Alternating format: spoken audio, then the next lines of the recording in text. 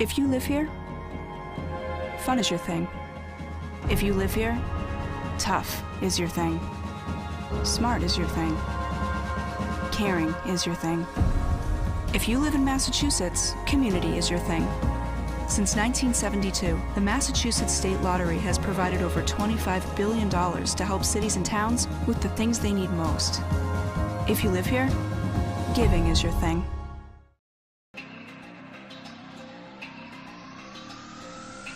My family earns respect. My family clears bases. My family breaks records. My family wins MVPs.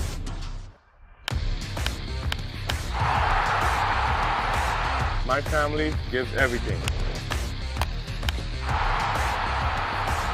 My family makes history. My family wins championships. There's no family. There's no family. There's no family. There's no family like my family. Join the fam. Join the fam. Join the fam.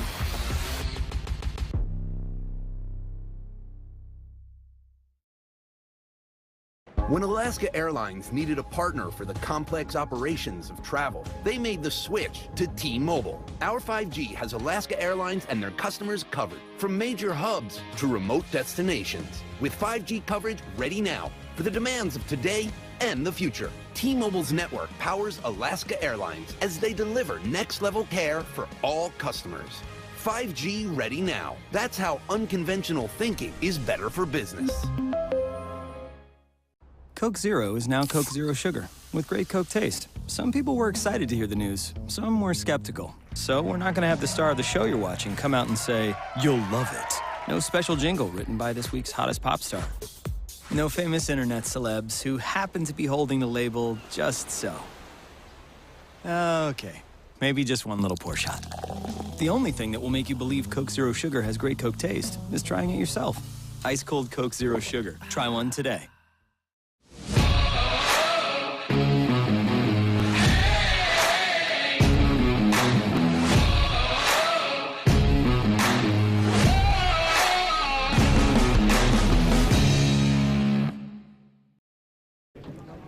We are live, rolling, and some might say living La Vida Loca from Lowell Park and Cotuit is once again, for the third time in 3 weeks, first place in the West Division is on the line as the Harbor Hawks and Kettleers clash once again on Harbor Hawk Baseball Network. And welcome inside the broadcast booth, and hey, booth cam, Manning Cam, whatever you want to call it. Thank you again to our wonderful producers for setting that up. I'm Zach Berman, Austin Nakuda, Drake Toll, Bria Losick will be with us shortly. And the Harbor Hawks have lost 2 in a row for the first time since mid-June, but hey, some might say, Austin, the night is darkest just before the dawn. How can the Harbor Hawks turn things around? Oh, I'd love to tell you, but unfortunately they're going to be doing the national anthem first, so we'll have to tell you after the break. We're going to send you first and foremost to the pregame show. Austin spoke with BJ Johnson. We'll send you that right now. Welcome inside today's Dugout Show. Austin Nakuda alongside Coach BJ Johnson. And Coach, the team coming off 2 straight losses, first time since early June that's happened. What is the mindset tonight trying to help these guys bounce back after 2 straight defeats? I think we're ready to bounce back. I don't think we lose our mind about all those. I think what you want to do is play your best baseball from now on forward. Yeah. So I think that's kind of the deal. Last night I didn't think we swung it particularly well. I thought we pitched okay, made a couple defensive errors, and hopefully it'll be easy to overcome tonight. Yeah, now the team's already clinched a playoff spot, and you were here with the squad last year who unfortunately missed the playoffs, but now certainly going back there this year. What's kind of been like for you to be a part of the team last year and now this year, knowing you're heading to the playoffs? Well, I think one good thing about both of the clubs, because I think sometimes last year's club is a little disparaged, they always played hard. Right. I will tell you that. I think this club is way more talented. They're really, really together.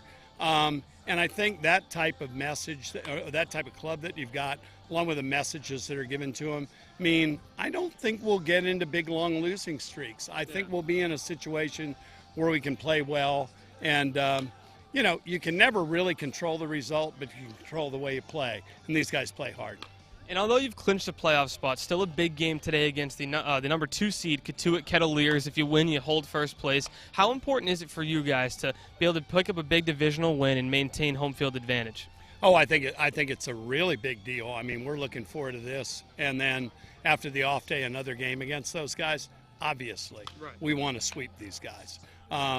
Today, I mean, I think it's really, really important. And I think we're throwing some different arms that they haven't seen. So hopefully the result's going to be good. I mean, we're excited to play. And finally, Coach, a long stretch of games coming up after the off day. You go right into the playoffs. Not much of time off for these guys. How are you keeping all the arms and the bats fresh down the stretch when there's not much off days left in the schedule? Well, if you've been noticing a little bit about lineups lately, you've seen some guys get some day offs. And you might be wondering, like, why is that happening today? Well, it really is to try to keep some of the bats fresh. And I think from an arm standpoint, I think both Kevin and Ray have got a great plan for the postseason. And if we perform like we think those guys can perform, I think we're going to be fine. Well, thank you very much, Coach Johnson, for joining us on the Dugout Show. Let's send it back to the booth. Thanks. Welcome back to the booth, and pregame just about wrapping up here between the Hawks and Kettleers. And before we send it to the starting lineups, we're going to send things to Bria Losick, who spoke with one of the newest members of the Harbor Hawks. That would be Caleb Spur, who tore things up this past season, not only at Endicott, but also in the FCBL with the Pittsfield Suns. And Bria spoke to him pregame.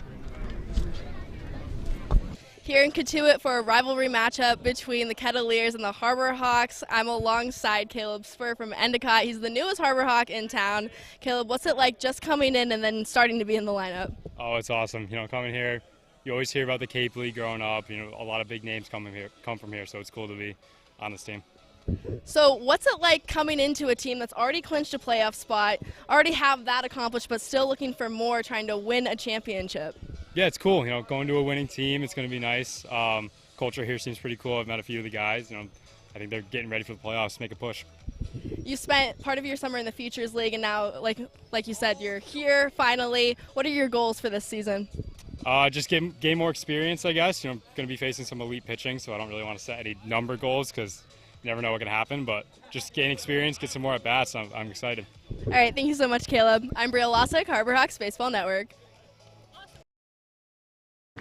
Thank you, Bria, and welcome to the Cape, Caleb Spur, as we're back here at Lowell Park.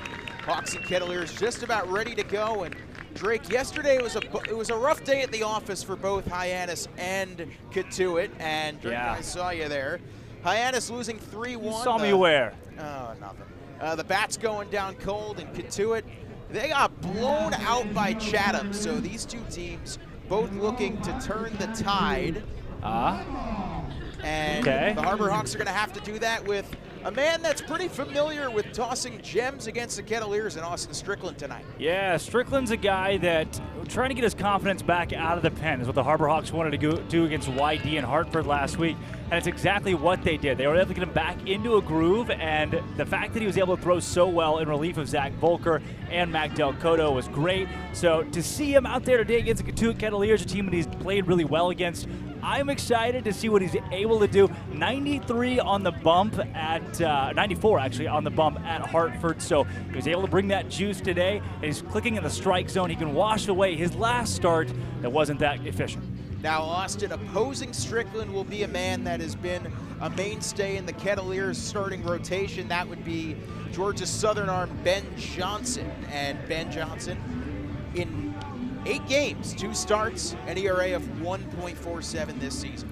Yeah, Ben Johnson's really consistent. You mentioned the stats that he's had all year. It's thanks to a really solid command. He likes to establish the inside part of the plate early on in the game and try to take that inside strike that you don't get a ton here in the Cape Cod Baseball League. It helps him pitch outside, and he's really tough on the same-handed hitters. Hawks are going with a little bit of a new look lineup as we introduce you to the starting 9 for the Hawks that are expected to step up to the plate shortly. Mitch Jebb leads off, not playing the field today, just the DH today. Mike Sirota batting second in right field. Cole McConnell batting third. Drew Earhart, welcome to the cleanup hole, batting fourth and at third base. Nolan Shonowell out of the 8-hole, back into the 5-hole at first base. Dom Patelli batting 6th and at short. Tito Flores batting 7th and left. George Corona doing the catching and batting 8th. No Pancho Ruiz today. And Riku Nishida in his usual 9-hole. Your fielding arrangements for the Kettleers: Sam Ruda at third, Tommy Troy at short, Trotter Harlan at second base, Tyler Johnson at first, and your outfield left to right: Carter Trice, Enrique Bradfield, and Eddie Park. Caleb Lomavita behind the plate, and Ben Johnson on the bump. Bradfield's a name that we have not said at all this season. This is the first time we're seeing him play against the Hawks, but he had a ridiculous season at Vanderbilt, and he's somebody that Mike Roberts, you know, a guy that likes to have his runners steal a lot of bases, swiped 46 bags this spring with the Commodores. I mean, you look at a guy like Ruda, who the Harbor Hawks have not seen either this season. So you got multiple players on this squad for Cotuit that Hyannis will be introduced to newly, but the one that you check off the box here as the Harbor Hawks come to the plate first and foremost is Ben Johnson on the bump. The big righty is going to pound the fastball into the zone. He's going to try to work the strikeout slider as effectively as possible, which he's been able to do a lot this season. I'm intrigued to see how Hyannis is able to attack Johnson early. You've got a very left-handed heavy lineup most nights for Hyannis. How can the lefty on righty matchups go for the guys in blue? The heat wave seems to be gone for the time being. It is a beautiful late afternoon here in Cotuit. 81 degrees, winds blowing out to the west at 12 miles an hour. That flagpole and dead left center. Is that 5 knots? 4 knots. That's 4 knots. Drake, you have a better knowledge of the nautical winds than I do. Took maritime history this past semester. Little to no humidity as well. It is a picture-perfect evening. And with the 4:30 start, hopefully a full 9 innings before the sun goes down here at Cotuit. Second straight game for the Hawks where no lights will be available. This is the 5th of 6 matchups between these two teams. The first of 2 straight games. Cotuit will be making the trip to McKeon Park for the last time this regular season on Friday, but one can only assume these two are just getting started, as this is a likely matchup we will see sometime in August. Yeah, it's very likely, especially in the second round of the playoffs. That's how things are shaking up right now with Hyannis at 1, Cotuit at 2. And another note that we haven't mentioned yet, Zach, the closer for the Kettleers, who pitched actually a couple nights ago, and it's not impossible. Cotuit will throw guys on nights consecutively. Cam Schulke for these guys has been a mainstay the last couple of weeks. Guy out of Kentucky who used to be a Harbor Hawk, and the Harbor Hawks traded Schulke effectively for Mitch Jebb, who steps to the plate now. Well, I'm sure the Harbor Hawks are quite happy to an extent with the return they've gotten for Mitch Jebb, as he has been lights out this season, an average of .312 on the year. He steps in lefty-righty against Ben Johnson. Get ready to rumble here. First place on the line. First pitch, Jebb takes outside corner, a breaking ball at 82, called strike 1. See Johnson working from the stretch immediately. No wind-up for that guy on the bump to start the game. Jebb, no homers, 16 RBIs, the all-star infielder out of Michigan State, DHing today. Takes that one in the dirt, ball 1. It's a good take by Mitch Jebb, really improved plate discipline throughout the year. Yeah, it was in the dirt, so good on him to lay off of it. And already it seems home plate umpires having a conversation with Ben Johnson. Yeah, Austin, what do you think he's talking about? Nice socks, I think it was. Okay. Like the pulled up sock look from Johnson. You're a much better lip reader than I am. Wearing those pulled up socks, Cotuit, and those maroon and white pinstriped home uniforms. Hyannis, their blue tops, pinstripe white pants, as Jebb takes outside on the breaking ball at 85, 2-1 the count on Mitch. It's an interesting shift the way the Cotuit defense is playing Mitch Jebb. Third baseman's way off the third base line, and Jebb's known to bunt a bit too, so if he pushes a bunt down, it's an infield single. Yeah. I don't think he's going to do it here, but it's in play. Johnson deals it 2-1. It looks like it got Jebb on the foot. Yes, it did, and the leadoff man is on. No, it did not. Home plate umpire is going to send him right back. Jebb scurried off to first as if he had been hit. Either way, it is a 3-1 count, so Jebb in the driver's seat in this at-bat as he takes his bat back from the back boy. It was in and low. But Jeb did not get hit by the baseball, instead just a 3-1 count. I think he did. He just said to the catcher, you know that hit me. Catchers Caleb Lomavita. Those two guys got very familiar in the All-Star game, playing together, and now Beatty's actually going to check down to the home plate umpire.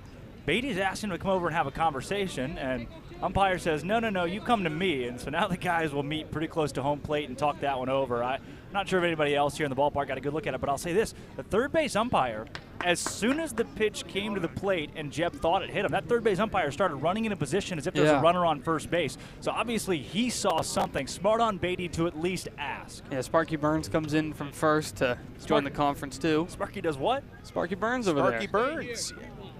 Ran in from first. So they're not going to give Jeb the base. Instead, it's just low inside pitch and a 3-run count to Mitch Jeb. And Jeb one more ball away from getting first base either way, but right now he's just in the driver's seat of this at-bat, righty-lefty. The 3-1 from Johnson, and Jeb this time does take ball 4.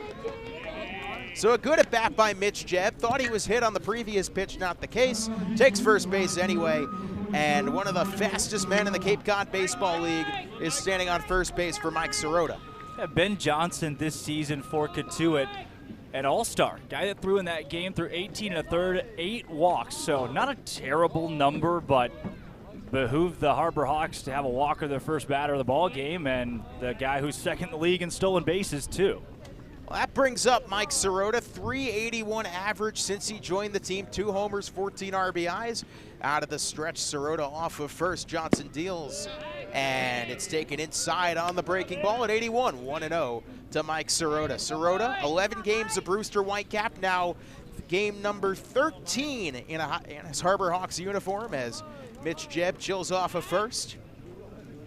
And checking back off of first is Ben Johnson. Jeb second on the team with a staggering 19 stolen bases. He is 1 stolen base away from tying his career single season high, which was this spring at Michigan State. He had 20. 1-0. And now another check off of first again by Johnson. He's got a pretty fast pickoff move. Might be something the Hawks are going to want to pay attention to. Yeah, Caleb Lomavita he's that guy. So I think Lomavita is going to be what you watch out for. 1-0 to Sirota, and it's taken in the dirt, 2-0. And for a guy that doesn't throw that many balls, Ben Johnson out of his groove early on. Yeah, I mean, Lomavita's arm, he was a starter in the All-Star game, so him behind the dish against Mitch Jeb, hello, immovable object versus an unstoppable force. The other way around? Okay. Another check off of first by Johnson. Yeah, Caleb Lomavita. Yeah, Ben Johnson's pitch count's at 15 now. 9 of those are pickoff moves. Caleb Lomavita has been pretty spectacular in the field this season, both at UC Berkeley and in Cotuit as the 2-0 pitch. Taken low for a called strike at 88. Count will run 2-1 to the former Whitecap, current Northeastern product, Mike Sirota. 88 on the fastball from Johnson. He sits 88 to 92, so that's the lower level of the velo you'll get from him. So when you're looking at a fastball at 88 and a changeup or a curve at 85, the difference in that is not too much. That's a ball low. So 3-1 count here for Mike Sirota on a guy in Ben Johnson who doesn't walk a ton of batters. You've already done one with Mitch Jeb over at first base. He's going to threaten the steal, and I think right here, Zach, you might as well go. Yeah, he's going to come back with a fastball, I'd bet, too. So good chance here for even a hit and run to the right side. Righty on righty, we'll see where Johnson goes. The 3-1 pitch to Sirota, and Sirota lines it to left field, and that's going to get down in front of Trice. That's a base hit. So Mike Sirota starts the game off with a bang, and the Harbor Hawks immediately. First and second, nobody out for Cole McConnell. Oh, that was me. And a good at-bat there by Sirota. Waited for the pitch that he wanted and took full advantage of it. So Cole McConnell, the last time he saw the field here at Lowell Park, 2 home runs, part of that 6-6 tie. And he hit that second one off another Kettleer All-Star in Harrison Cohen. Believe that 6-6 tie, that first pitch taken low by McConnell, 1-0. Was a game that was called due to lights at 7:23. Yeah. Sun high in the sky. Only played 8 innings. Yep. They thought, all right, 6-6, gentleman's tie, we'll call it at 8 innings. 1 ball, no strikes, no outs. Hawks already threatening. 1-0 pitch, McConnell lines it right field, base hit. Let's see if they run Jeb home. They will. The throw in from third is cut off at second. Mitch Jeb scores, and the Harbor Hawks, 3 batters in, take a 1-0 lead on Cole McConnell's 20th RBI of the year. Ben Johnson, 8 games, 2 starts, 18 1/3 with a 1.47 ERA. The guy has been lights out all season, and through 3 batters, he is not retired a Harbor Hawk. They're going to have to come out and talk to him now. Loma Vita's going to make a mound visit. A couple of hits and a walk to Johnson, not hitting his spots. The Harbor Hawks are making him pay early. Great piece of hitting there from McConnell. And there you see the speed of Mitch Jeb as well. Not many guys are coming home on a hard hit single to right field, and there's a solid arm out there as well. And the throw, because of Jeb's quick speed, he was so close to scoring. The throw just went to second base anyway. They didn't even bother trying to get Jeb out at home. Now the batter, Drew Earhart, out of University of Tampa. First time we've seen him in the cleanup spot this year, one of the newer Hawks on the team. Let's see what he does here. First and second, nobody out. Earhart first pitch, swing a high pop in the infield. Now shallow outfield coming over, making the catch, Trotter Harlan. Infield fly rule there. Yep. So Infield no matter fly what, it rule was out. Called. So Drew Earhart still looking for his first hit as a Hyannis Harbor Hawk after that one. And now with 1 out, the batter is Nolan Shonowell. So Zach, the infield fly rule, is that still in effect in this spot? I would believe it is. Okay, what does that constitute exactly? We'll get to that after the first pitch here. Righty-lefty. Ben Johnson checks off of second to Mike Sirota. He does have the ability to steal first pitch low in the dirt to Shonowell, 1-0. Well, according to the NCAA, treats certain fly balls as though caught. And it can happen as long as there's guys on base. I'm going to need that in English. Yeah, that's not. So here's how it goes.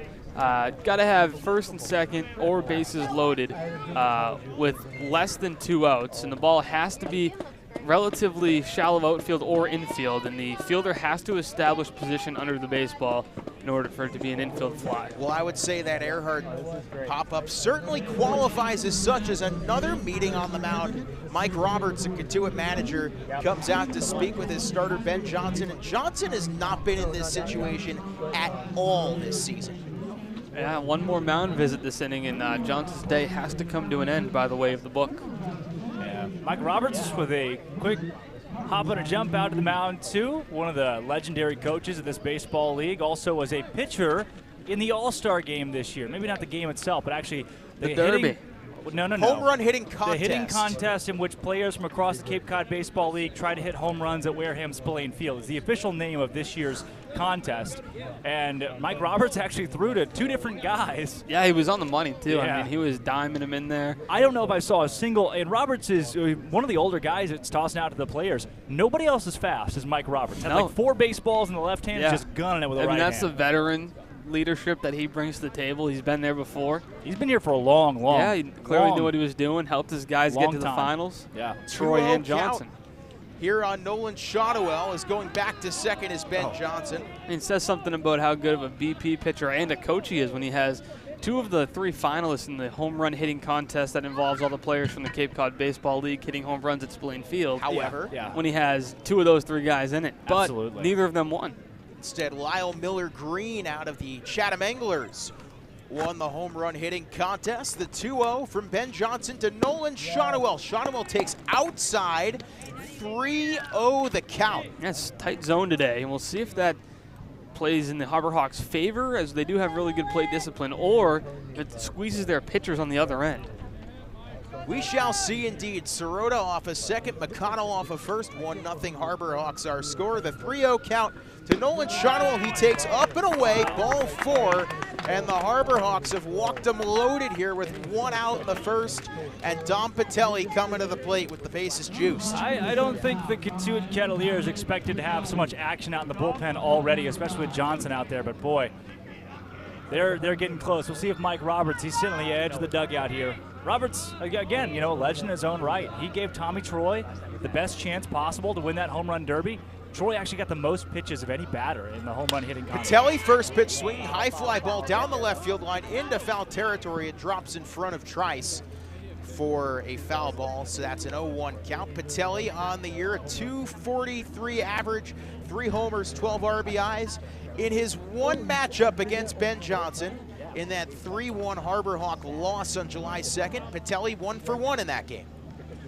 Actually, the only hit that Ben Johnson gave up in that inning was to Dom Patelli, so you can say he's batting 1,000 against the big righty out of Georgia Southern. Patelli, 3 homers, 12 RBIs, bases loaded, 1 already in. 0-1 pitch. Patelli takes a called strike 2 on the breaking ball. 0-2 the count to Dom. Well, if that's a strike again today, that'll be complicated for a lot of these hitters. That ball comes across high. It lands in the catcher's mitt as a strike, but where it crosses the plate is certainly not in the zone you'll see at the major league level. 4 out of the first 5 Harbor Hawk batters have reached. Here's the 0-2 with the bases loaded, 1 out. Patelli takes outside 1-2. That's an easy pitch to lay off of at 81 miles an hour, coming high and outside to you, tailing off. I can't tell if it's the changeup or the slider, but he's just has no feel for it today. Sirota off of third, McConnell off of second, Shotwell off of first. 1 run already in on the McConnell RBI single. Hawks looking to add more. The 1-2 from Johnson. Patelli skies it foul left field side, out of play. That's what Dom Patelli does best. He fights off pitches until he gets one he can put in play. And although Dom's strikeout numbers this summer are a bit higher than he'd like, it's on pitches in the zone. He's rarely a guy who chases outside the zone. True. 1 ball, 2 strikes, 1 out. Hawks already up 1-0, looking to add more. Ben Johnson deals the 1-2, and Patelli cuts on and misses and 1 at the dirt. Yeah, doesn't do that often. It starts at the knees, looks like a strike, and then just tails right off at you. Great pitch there by Ben Johnson. So we go from Dom Patelli, 1 All-Star, to another Harbor Hawk All-Star in Tito Flores. And here's a bat that you'd love to see heat up again if you're Eric Beatty and the Hyannis Harbor Hawks. Tito is average now down to 242, 2 homers, 7 RBIs. And if you're Hyannis, you've already got 1 in. This Kettleer team, they can put up runs in bunches, so you'd like to see them maybe put up a crooked number. They already do lead 1-0. Here's the first pitch, righty-righty. Tito takes a fastball at 90, called a strike. Yeah, you don't want to strand 3 right here, especially when Johnson is struggling. His pitch count is not detrimental here. He's only thrown 22 pitches now for Cotuit. Bases loaded, 2 outs. Hawks already up 1-0 here on Harbor Hawk Baseball Network in a huge game. The 1-0 pitch fouled away, count 0-2 on Tito Flores. And yesterday, Tito 1 for 3. He reached base twice. He had a hit and a walk. Hasn't had an RBI in a long time. His last RBI came on June 28th against Bourne. Bases loaded, 2 outs. Hawks already a 1-0 lead. Righty to righty. Ben Johnson gets his signs from Loma Vida, sets and deals the pitch. Tito spoils a good one, fouls it straight back. That was a good pitch to do damage on. He hung it way up in the zone. Again, 81 miles an hour. That pitch is up at the letters, and Tito had a chance there to put that one in play, and not at all a good pitch with 2 strikes and no balls. You can't be throwing that pitch at the letters. Eventually, somebody is going to make you pay. Well, Tito certainly has the power to do just that. 2 homers on the year. Harbor Hawks have the bases loaded.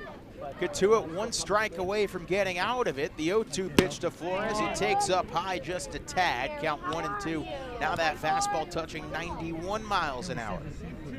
A good pitch there by Johnson to go high, and even better on Flores to lay off it. Pretty close to the zone. Noticeably out, but a pitch that a lot of guys will whiff on. 1 ball, 2 strikes, 2 outs, 1-0 Hawks. The bases are loaded. Johnson sets and deals the 1-2. Tito takes a called strike 3, almost at his ankles. No, it was in the zone. It was at the knee. Tito doesn't like it, but that's that. The Harbor Hawks do take a 1-0 lead, but maybe leave 1 too many base runners aboard.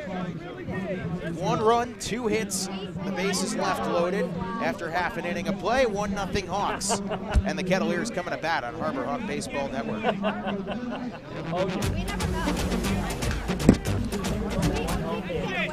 Tastes like a Coke. We nailed it!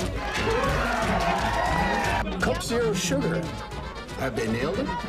Sounds like they really nailed it, huh? Nailed it. And that's when you said,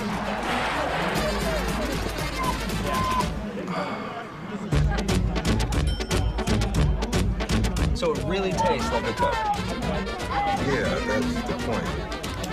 When it comes to buying or selling a home, you need a partner, not just an agent. For over 50 years, Gibson Sotheby's International Realty has set the standard of excellence and performance. A seasoned team that has thrived throughout all markets. Our agents live and work in your neighborhood and understand you.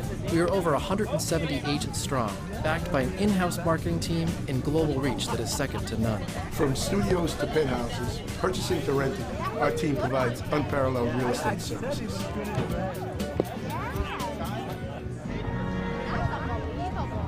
If you live here, fun is your thing. If you live here, tough is your thing. Smart is your thing. Caring is your thing. If you live in Massachusetts, community is your thing. Since 1972, the Massachusetts State Lottery has provided over $25 billion to help cities and towns with the things they need most. If you live here, giving is your thing. Harbor Hawks bring one home, but strand them loaded. They do take a 1-0 lead into the bottom of the first, and the lineup that Austin Strickland will face. Tommy Troy out of Stanford leads off at short. Enrique Bradfield, the talented Vanderbilt center fielder, batting second. C.J. Kafis out of Miami batting third. DHing Carter Trice batting fourth in left field. Tyler Johnson batting fifth at first base. Caleb Lomavita batting sixth and catching. Eddie Park batting seventh in right field. Trotter Harlan batting eighth at second. Sam Maruda, one of the new faces for this Kettleer lineup out of Army West Point, batting ninth at third base. And Austin Strickland on the bump end. Austin, the last time that Strickland pitched here, 2 2/3 scoreless innings and wound up locking up that 6-6 tie. Well, the biggest thing for Austin Strickland is when he has all three of his pitches working, he's nearly unhittable, but there are nights where the breaking ball hangs a bit, or the fastball is just a straight fastball at 91 without movement. But when he's on, he's been really good. And that last time here against Cotuit, he could throw that curveball for a strike in any count. Well, here's a guy that you don't throw fastballs. That would be Tommy Troy, who participated in the home run contest. First pitch, it is a fastball. It's called a strike. Yeah, first pitch a little different. Tommy Troy is not a guy who swings at the first pitch a ton, but all his home runs this year have been on the heater. Two of which were against the Harbor Hawks. The 0-1 pitch taken low and away, count 1-1. Worth noting, too, while we were in the break, both dugouts got a warning. There have been NCAA. There's a fastball, and it's ripped to left for a base hit by Troy. So he continues his torrid pace, and the Harbor Hawks already a base runner to contend with for Enrique Bradfield. Yeah, it was that last called strike on Tito Flores that issued a warning to both dugouts, but not just any warning, no. An NCAA official rulebook warning has been issued to both teams, which is a very special warning that you only see used in the most special scenarios. The top of the first inning. Yep. Well, Enrique Bradfield, one of the more anticipated additions to any Cape Cod Baseball League lineup, standing in from the left-hand side. First pitch at 93 and low, the count 1-0 to Bradfield. What do you think it is, Zach, that makes Bradfield so special? Well, if you look at those stolen base numbers, last year at Vandy, 47 swipes, this year 46 swipes, but the hitting numbers are also there. He's got power to boot. Pitch swung on and foul tipped, count 1-1. He's projected to be a potential top 10 pick in next year's MLB draft. I think Tommy Troy's going, by the way. I think Tommy Troy is definitely going as well. This Cotuit team does love to steal, even though they are no longer the top team in stolen bases this league. They're the top team in caught stealing, I believe. Stolen bases right now for Cotuit, they are 5th with 53. So middle of the pack here on Cape Cod. 1-1 pitch to Bradfield. He takes an outside strike called, count 1-2. And you know, these two pitchers, or these two players, Strickland for Kentucky, Bradfield, an SEC rival, and Vanderbilt University, I'm sure they've seen each other once or twice in the SEC season. The 1-2 pitch. Strickland, righty-lefty, deals outside, 2-2. Yeah, it's the old Zach Berman high fastball outside when you're ahead in the count as a pitcher. So Strickland at 2-2 here. He's wasted the fastball. I expect him to go back to the breaking ball to try to get Enrique Bradfield. Bradfield chokes up on the bat here. 2 strikes, looking to put it in play. Yeah.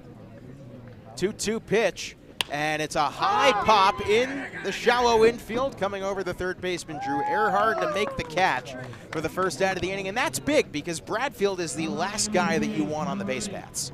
Well, it keeps the leadoff man on first, too, and even bigger, it keeps the double play in order. What a big out there.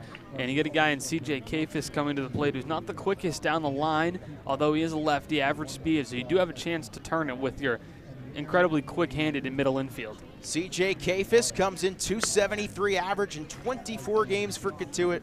1 homer, 11 RBIs. First pitch hit on the ground past the glove of Nishida into right field for a base hit. Sirota charges and keeps the runners at bay, so first and second. Well, the Hawks had one out. The shift a little bit on. They were still trying to play double play, but Riku was way over towards shallow right field, and he just pulled it between first and second, no play on it. That's a nice piece of hitting by Kafis. He's such a pull hitter that they're going to continue to shift him. Well, that brings up Carter Trice after 2 seasons in Old Dominion, second of 2 seasons here in Cotuit. Trice slated to transfer to North Carolina State come fall. 30 games as a Kettleer, 247, 4 homers, 12 RBIs, one of which was against these Hyannis Harbor Hawks. First and second, 1 out. Strickland, righty, sets, deals. Pitch taken inside. Once again, welcome to Lowell Park. Zach Berman, Drake Toll, Austin Dakuda, Bria Losick with you as the Harbor Hawks look to stave off Cotuit's first place push. Harbor Hawks coming into this one a single point ahead of the Kets. Tommy Troy, a little bit of a lead off a second as Strickland out of the stretch, checks back off a second. Righty, the 1-0 to Trice. Strickland deals. There's a strike on the outside corner. Good pitch there from Strick. Fastball humming at 91. He's had the command so far. Cotuit just hit the ball hard off of him on a couple of pitches. Well placed, but these bats are really strong. We'll see if he can get out of the inning. 1 ball, 1 strike, 1 out. 2 on here for the Kettleers, who trail 1-0 for the time being. Strickland deals, breaking ball way inside. Velo all the way down to 76 as the count runs 2-1. Yeah, you go from 93 inside on the lefty that we saw just a second ago. Now you got a righty, you're going 93 down to 76. Pretty good disparity in your pitch speed. That'll work well for Strickland today. 2 balls and a strike on the cleanup hitter, Trice. Strickland checks off a second and deals the 2-1, and Carter Trice takes a breaking ball. There's that 76-mile-per-hour curve again, called a strike, and we are even at 2 apiece. Well, we saw him locate that for a strike in any count last time he was here at Lowell Park, and Austin Strickland struggled with the command of that pitch a bit. He hasn't thrown it a ton yet tonight. We'll see which version we get, but it certainly fooled Cotuit once. We'll see if he goes back to it. This is a big pitch incoming, the 2-2. Strickland deals, and chasing is Trice. Swing and a miss for the second out of the inning. Well, where Tommy Trice swung is just about 3 feet from where the ball actually was. Breaking ball in the dirt is where Strickland goes, and he swung chest level. I'm not sure what he saw, but Austin Strickland with the breaking ball there dialed it in. One of the better we've seen him throw this season. Well, with 2 on and 2 outs, that brings up the Coastal Carolina Chanticleer, Tyler Johnson, who's got plenty of power to spare, and he rips it on the first base side. It's fielded by Shonowell. He takes it to the bag, and Austin Strickland works in and out of danger. No runs, 2 hits, 2 left on, and after 1, the Harbor Hawks a 1-0 lead on Cotuit here on Harbor Hawk Baseball Network. Gannon's Tavern is the home of incredible wings, handcrafted cocktails, ice-cold beer, and Keno. Their innovative tavern menu features seafood, great sandwiches, steaks grilled to perfection, and stunning specialty dishes. There's no better place to watch your favorite New England pro football team than Gannon's Tavern, in their large bar or outside on their covered deck, complete with TV and sound. Gannon's Tavern, 959 Burses Way, Hyannis. Like them on Facebook and Instagram. See you soon at Gannon's Tavern. With Hood Milk, you can trust your family is getting high-quality milk in every nutritious and delicious drop. It begins here on farms that Hood selects, with farmers who uphold the highest standards and who pledge to never use artificial growth hormones. And you'll see that care continue right to your home with our LifeLock bottle, which protects the fresh taste of your milk. At Hood, we never stop caring about our milk because you never stop caring about your family. Always good, always Hood. Welcome back, top of the second. Hawks a 1-0 lead. Zach Berman, Austin Dakota, Drake Toll, and I gotta tell you, it's nice to be able to actually hear myself think today as opposed to yesterday. Yeah, yesterday there was certainly some noise at Stony Brook Field. Well, the Harbor Hawks made some noise in the first inning against Ben Johnson, and they're looking to add more. They did strand the bases loaded, and 8-9-1 set to lead off for the Hawks. And again, a deep and dangerous back end of this Harbor Hawk lineup starts with George Corona. Yeah.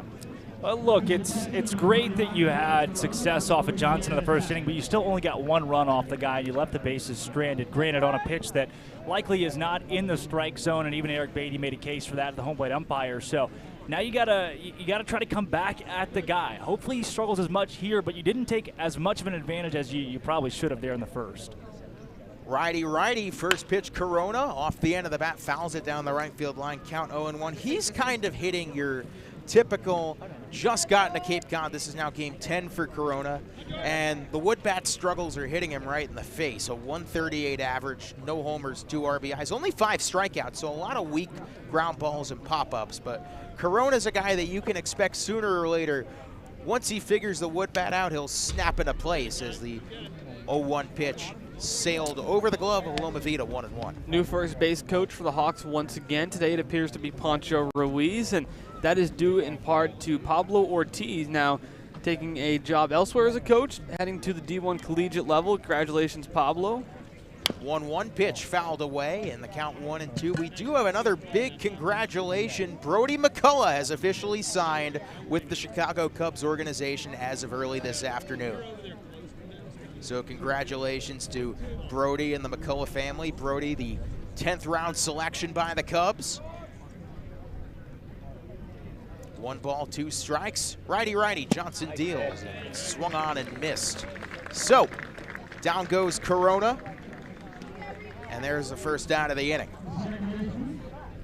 It's a good pitch there by Johnson, who's certainly settled in after a rough start. Well, that brings up Riku Nishida, and Riku, at this point, you can confidently say he's been one of the most consistent players in the Cape Cod Baseball League. You know what you're going to get out of Riku every single night. Yeah, also to update, though, I do believe Brody McCullough signed with the Cubs July 24th. The 24th, yes. 24th. Ooh. First pitch, Riku grounds it up the middle, through for a base hit. So Nishida, the beacon of consistency, continues as such, and he's on. All right, one-play game. Riku Nishida is on first base. Nobody's on second base, and there's only one out. Green light.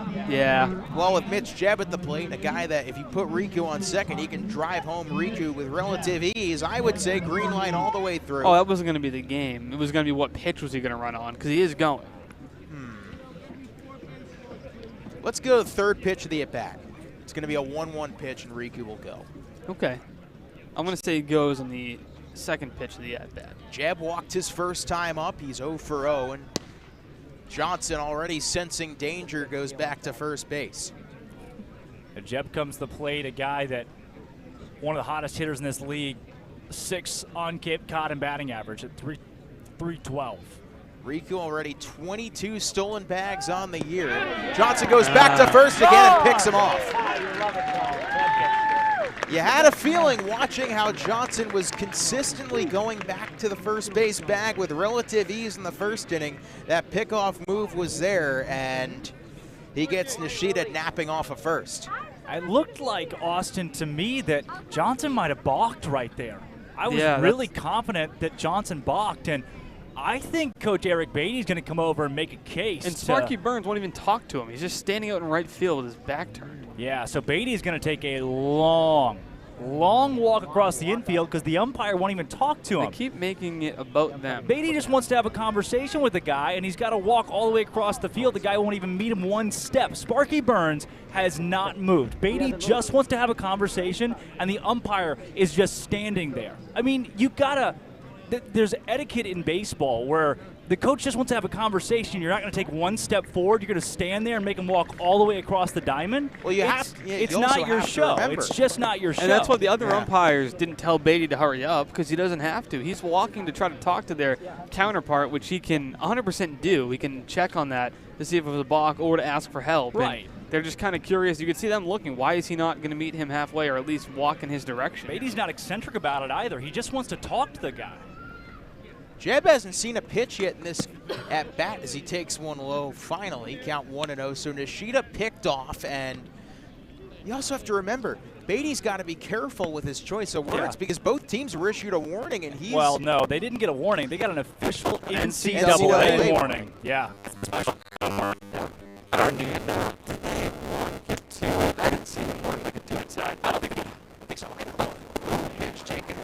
Jeb 2-0. You just told me they did. Oh, that's too bad. No, I don't think Mike Roberts said anything. Last night he did, though. He had a bit of a confrontation at Chatham over a home run call. 2-0 pitch taken outside corner, called a strike. For a home run call. Yeah, it was a fair or foul pole call, one of those. Reed Becker, who actually works the league, was telling me about it pregame that it was, it was foul. It was foul, and they called it fair. Opposite. It was fair, and they called it foul.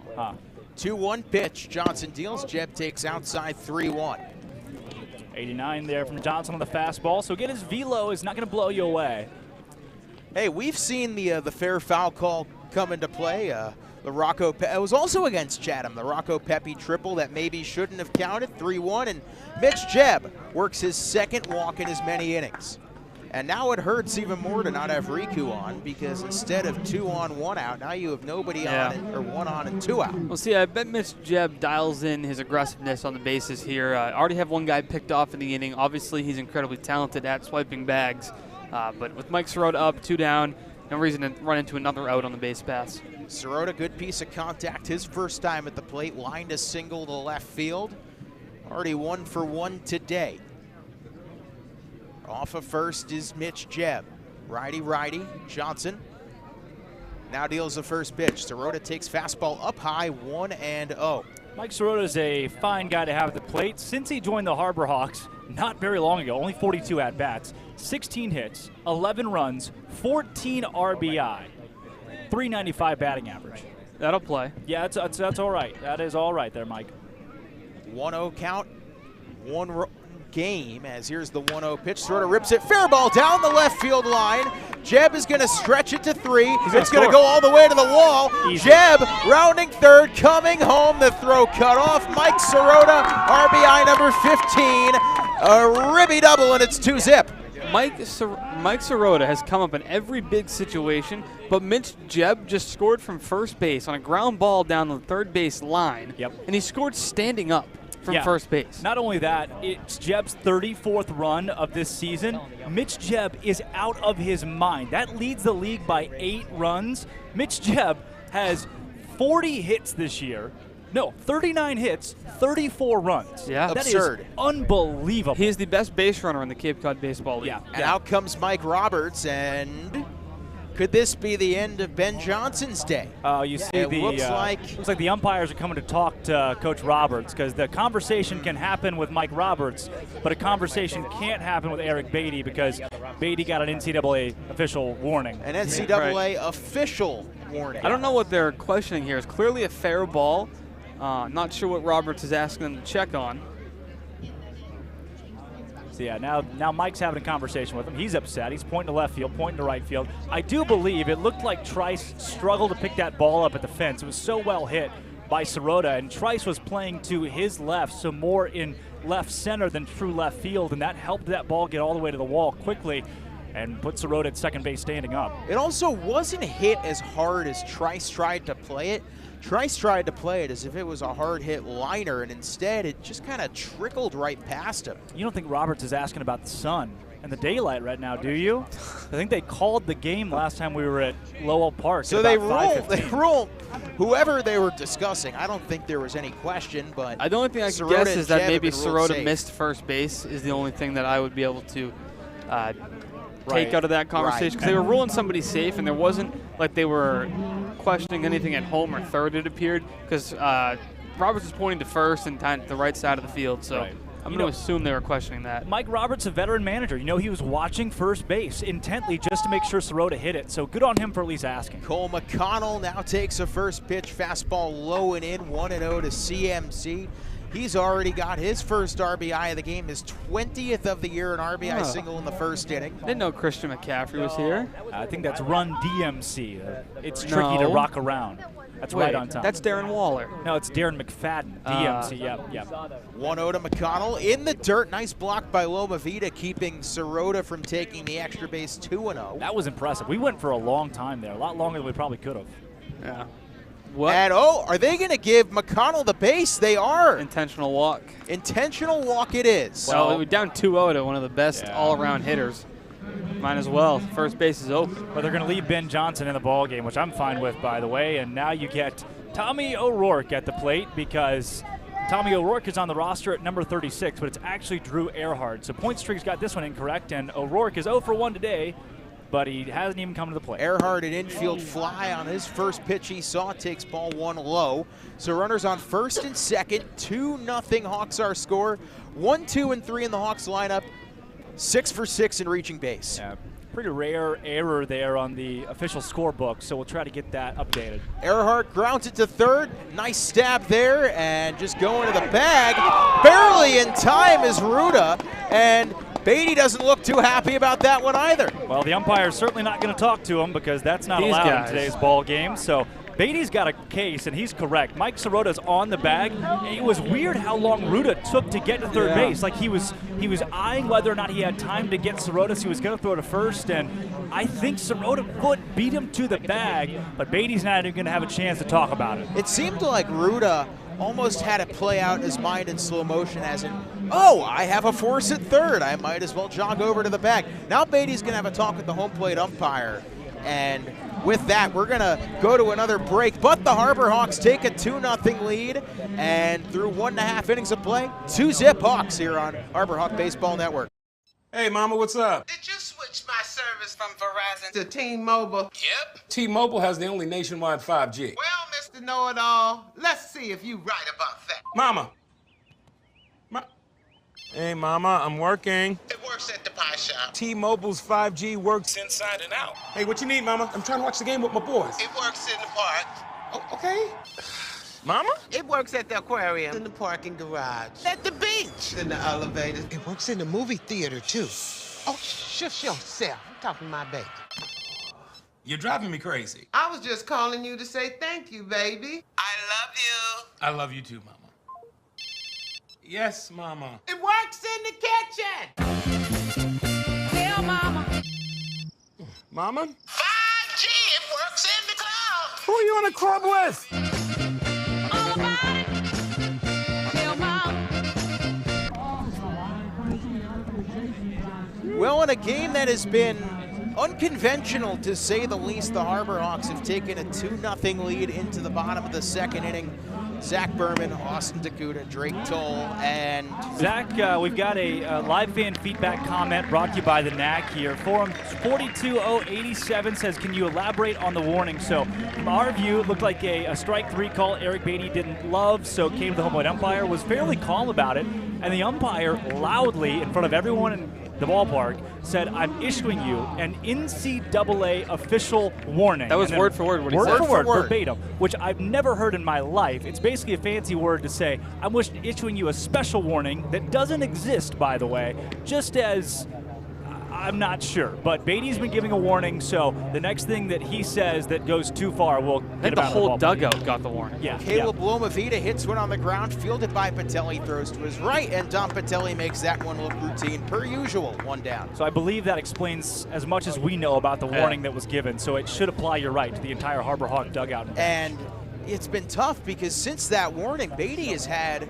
a couple situations come to play where, yeah, he's going to want to have some words, and the umps are just not having anything with him. Right. That's happened twice now where he's tried to have a conversation, and those don't exist here at Lowell Park anymore. Beatty is not allowed to. Meanwhile, not fazed by any of it thus far is Austin Strickland, who gets the first out in relative ease, and Eddie Park fouls off the first pitch on an 87-mile-per-hour slider, 0-1. Strickland currently sitting at 18 pitches, 12 for strikes, 6 balls. The 0-1 count, Strickland deals, Park holds up. Park, 237, no homers, 5 RBIs. Was playing center field for a good bit this season, has now been pushed to right field with the addition of Enrique Bradfield. 1-1. Strickland deals outside 2-1. You know, between center and right, you have Vanderbilt, now you have Stanford. So that right side of the outfield, a whole lot of intelligence there between both Park and Enrique Bradfield. 2-1, Strickland deals, it's chopped on the ground over Strickland. Patelli charges, Fields fires. What a play by Dom Patelli again. Does this guy make the most challenging plays look borderline elementary? Yeah, that's something from Patelli that you've got major league prowess there, and the prototype, the arm especially, is there from Dom Patelli. He's one of the most fun fielders to watch play because of how smooth he is at the shortstop position. The batter, Trotter Harlan, first pitch, he hits it over the glove of Strickland, and Riku Nishida boots it. That's probably an infield single. I mean, Harlan runs really well. It was a slow chopper over the head of Strick, and they will rule that as single. That's rightfully scored. It would have been a tough play, one Riku might make, but too close to rule that an error. So you have a dangerous runner off of first as Trotter Harlan out of college at Charleston. Swiped quite a few bags in his time, both with CFC and with Cotuit. He's got 17 stolen bags on the season this spring with college at Charleston. And Sam Aruda, one of the newcomers here for Cotuit out of Army West Point. First pitch, left center field, that's trouble, that's down for a hit. McConnell misplays the ball, it will roll to the fence. Rounding third, Harlan coming home, the throw cut off. It is an RBI double. For the moment, Sam Aruda on the board, and so are the Kettleers. Well, the Harbor Hawks now lead 2-1. Give credit there to Sam Ruda for a great piece of hitting, and you heard the entire, or a couple guys of the Harbor Hawk dugout cheer for him when he came to the plate because he's a guy out of Army. One of the guys yelled, "Go Army, beat Navy." So neat to see a guy from the Service Academy who is here on Cape Cod because he's the only one we've seen this summer. So big hit from him. Would prefer for him to get out the rest of the night tonight, but very nicely put in play for Ruda. So it's an RBI double for Ruda, his second RBI on this young Keepley campaign for him. And now Tommy Troy is a runner in scoring position with a chance to potentially tie the game or do more. First pitch to Troy is spiked. Nice block there by Corona to keep Ruda from attempting to go the extra base. Well, first base is open. With 2 down, Tommy Troy at the plate. All you're going to throw him here is breaking balls. And if you happen to miss and you get behind 3-0, just give him first base. Well, then look who comes up in the 2-hole, Zach. Would be Mr. Bradfield. Would much rather face him. Troy, 337, 5 homers, 19 RBIs in this season. Singled in the first inning off a high fastball that he took to left field from Strickland, who deals the 1-0. Breaking ball, misses up and in a little bit, 2-0. Yeah, I mean, you just can't throw a fastball to Troy at any point. So what are you going to do besides continue to pepper him with breaking balls? And if you catch the plate, you catch the plate. If not, first base, there you go, Mr. Troy, keep it moving. Really says something about a hitter when in a pitcher's league like this, you almost have to pitch around a guy as Troy takes a fastball foul. They count 2-1. He has been that good. And to this point, 2 out of those 5 home runs came in the same game. Early in the game is, what do we have here? A little missed exchange on the baseball between Strickland, the home plate umpire. Well, Strick didn't want him to pick it up himself, so he sprinted as fast as he could to the home plate umpire and picked up the ball that was dropped and handed it to him. Strick all smiles. Yeah, he needs, you know, maybe open the zone a bit here. I did you a favor. Probably not, though. Nope. It's going to get tighter now. Yeah. That's how that goes usually. Oh, it's not Strick's show. Yeah. Runner off a second, Sam Aruda, the Kettleers on the board. Thanks to his RBI double, the 2-1 low and away. Probably the right approach, 3-1. And now, do you give Troy first base, or do you throw him something in the zone? They're just going to give him the base. Could tell that was in play from the very start of the at-bat. Yeah, I mean, you don't ever see that really in the first 2 weeks of this baseball season, but toward the end of the year where every game, every out, every run can matter so much more. A game today where if Cotuit wins, they retake first in the West. It is going to be a chess match between these two staffs. And you're in a situation, too, where you know Tommy Troy now. You've seen him for plenty of at-bats, so the baseball operations department can get a read on this guy and how to pitch around him. And you've seen that today in effect. He has a hit on a fastball. Otherwise, he's got non-breaking balls, and they're just going to put him on. Yeah. Would much rather face the next guy. Enrique Bradfield takes the first pitch low and away. Ball 1. Bradfield this season, this is game 6 for him in a Kettleer uniform. 250 batting average. 235, actually. 235 after he popped up in the first inning. Yeah. The numbers don't jump off the page too much so far on Cape. Does have 4 walks, which are solid. 1-0 pitch. Bradfield takes just inside, a little bit low, 2-0. And for a guy like Bradfield, he relies on his contact skills and his speed. And with the wood bats, it makes it tougher for a guy like that to be as dominant at this level as he was at Vanderbilt. Yeah, 4 hits through 16 at-bats. Right at the coming into today, that is. 2-0 pitch to Bradfield. First and second, 2 outs. Strickland deals Bradfield a weak chopper. Riku's got a tough play, and Riku will go to second. What a play by Nishida. Knowing Bradfield's speed, he didn't have a play at first. Instead, he pivots and gets Troy on the force. Well, I think Nishida did have a play at first, but Troy just stopped right in front of Riku Nishida, so all he had to do was tag Troy. Thank you, Tommy, for not going to second base where you were forced to go to. So despite 2 hits and a run scoring, further damage averted by Austin Strickland and through 2 innings of play. 2-1 Hawks on Harbor Hawk Baseball Network. We all have obstacles, challenges at different points in life. I still push myself every single day, and the harder I push myself, the more I find myself drawn to wearing UFOs. The first time I put on a pair of UFOs, it was like someone released the pressure. It was so crazy. When you are recovered and can do more, that has a compounding effect on all aspects of your life. Stepping into a pair of UFOs, they're truly one of a kind. There's nothing like them. Best ever? Good question. Wait, why do you sound like Dr. J in your head? I've always sounded like Dr. J in my head, which means Dr. J's outside voice sounds like my inside voice? Which Coke? The doc would know. He got the world to call him doctor without going to med school. There's only one best ever. We go to the third. Zach Berman, Drake Tull, Austin Dakuda. Harbor Hawks a 2-1 lead over Cotuit with first place on the line as 5, 6, and 7 due in for the Hawks. Still against Ben Johnson now in his 3rd inning of work as Nolan Shonowell digs in. Shonowell walked in the first inning. 0 for 0, first pitch takes outside, ball 1. Yeah, you got Shonowell, Patelli, and Flores. So you're sitting in your 5, 6, and 7 spot here for Hyannis. How well can the meat of the lineup pick you up? 1-0 pitch to Shonowell, takes high and outside, 2-0. And Johnson, who to this point is not a big walk guy, he's already walked 3, and he's thrown 25 balls to only 20 strikes, make it 26. Low and away, 3-0.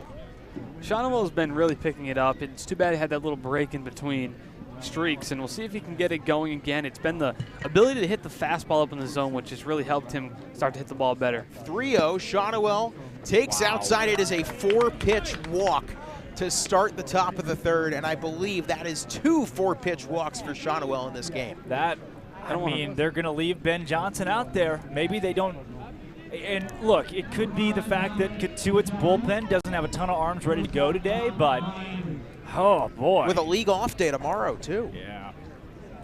First pitch, Dom Patelli rips it right field, base hit. Patelli was waiting breaking ball and lined it to right field hard enough to the point where Shonowell could only go as far as second, but immediately the Hawks are cooking something special. 2 on, nobody out.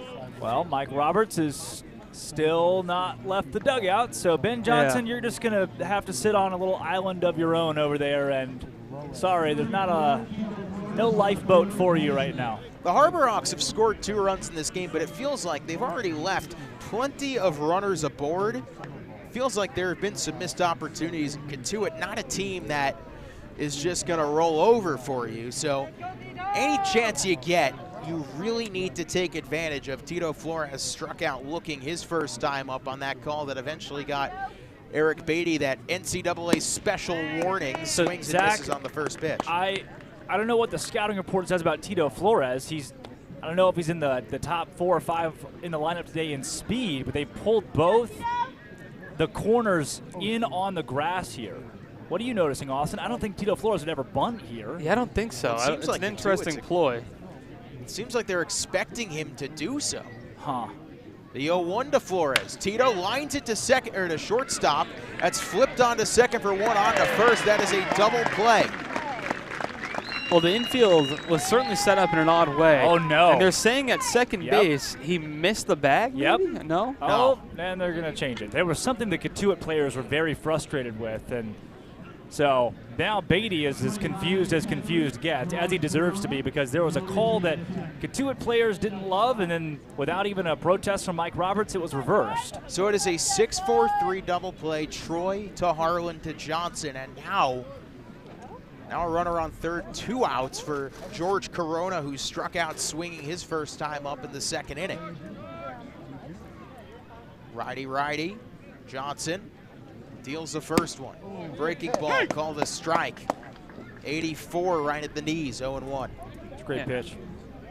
It's really well located. He's had that pitch, I think it's a slider that he's really thrown for a strike. Otherwise, the changeup and the fastball he hasn't been able to locate. Yeah. 0-1. Johnson, runner off at third. Pitch is a breaking ball called strike, and the count quickly 0-2 in an inning that started first and second, nobody out. The Harbor Hawks in danger of not getting anything out of it. Looks like the changeup there at 81 just floated in. Not a lot of movement to that pitch. 0-2 to Corona. Johnson, righty deals. The 0-2, and Corona swings and misses. And an inning where the Harbor Hawks started off with a walk and a single. They get nothing out of it. No runs, 1 hit, 1 left on after 2.5. Harbor Hawks 2, Kettleers 1. Diet Coke? Who are you, my mom? You should be so lucky, because you know what moms do? Well, I suppose we should start with the whole giving you life thing. It seems like that should be enough. No? Okay. What about her ability to send shockwaves through the neighborhood without saying a word? Or whip up a ridiculous handmade costume that you forgot to tell her about? Not to make you happy, but because she had a reputation to uphold. She invented rideshare, called it carpool, and did it for free. She didn't need those dating apps either. You copied her jeans, her spin, her shoes, her scrunchie, and whether you realize it or not, her music. Why not? Oh, and she can win any argument in 4 words. Because I said so. Everything you're trying to do, she's already done. Did it better, and she did it with a Diet Coke in her hand. So, drink what your mama gave you.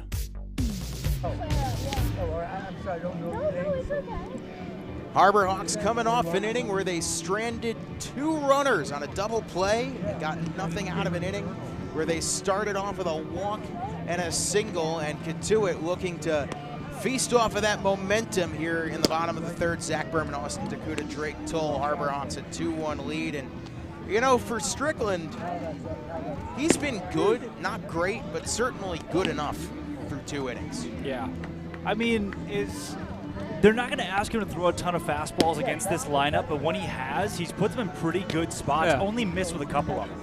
The one to Troy was a little bit over the plate, and he punished that when it was Kafis, I believe, the other single. But otherwise, the fastballs have been well located. He's kept him down in the zone. The biggest thing for Austin Strickland is sometimes his fastball flattens out a bit with not a ton of movement. So if he keeps him down in the zone, he's okay. But as soon as you leave him above the belt with not a lot of movement at 91 or 92, these guys are big league, future big leaguers, and I think they're certainly capable of hitting that. Speak of C.J. Kafis, he shall appear at the plate, and he takes that first pitch a long way to dead center. McConnell back, and makes a ridiculous catch. catch. Cole McConnell. Oh my goodness. The best defensive center fielder that Coach Eric Beatty has ever seen is playing center field for the Hyannis Harbor Hawks, and he just made another spectacular catch. Off the bat, confident that ball was gone. Off the bat. Yep. We've played 38 games now, so my radar on home runs is getting slightly better, and that looked obvious. And Cole McConnell at the wall, falling into the wall. What a play. With his back turned to the field of play, robbed C.J. Kafis of an extra base hit, one down, and now Carter Trice takes a called strike, and man, Strickland might have gotten away with one there. Wow. 0-1, swing and a miss there from Trice, who struck out swinging in the first inning. And see the confidence that a play like that gives your pitcher. Austin Strickland comes back, 2 straight strikes, and right after the big play by McConnell, it certainly fires your guy on the mound up. 0-2 pitch taken low by Trice. Strickland trying to get him to swing at another one in the dirt. That's how he got Trice to go down his first time at the plate. 1 ball, 2 strikes, 1 out. Austin Strickland, righty, set, steals the pitch, swing and a miss.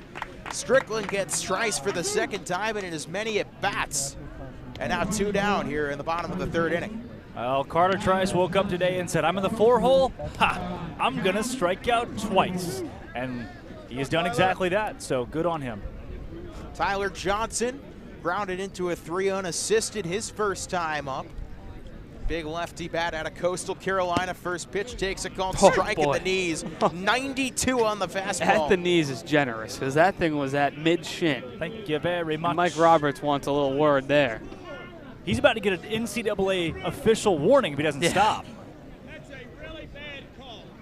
Well, the 0-1. Well, that's a definite strike as Johnson tried to go around, couldn't hold up, but it was a strike in the zone either way. Fastball at 93, that's the highest we've seen Strickland hit tonight. Well, and Mike Roberts has read a dictionary before. He has got a whole lot of words that he is issuing over to the third base umpire. The 0-2 pitch, and it's cut on and missed after 2 fastballs. Strick goes to the breaking ball in a 1-2-3 inning for Austin Strickland. As the Kettleers go down in order, 2-1 our score after 3, and as we welcome into the broadcast booth, Bria Lawson. Big shout out to our wonderful producers, Ella Gibson, Abby Stokes, and Mike Maynard for making that happen. I'm going to tell you a little bit more about this rivalry between Cotuit and Hyannis for the Patriot Cup. It was first created in 2004 by the Barnstable Patriot sports writer David Curran, and Hyannis hasn't claimed one since 2015. They're looking to turn that trend.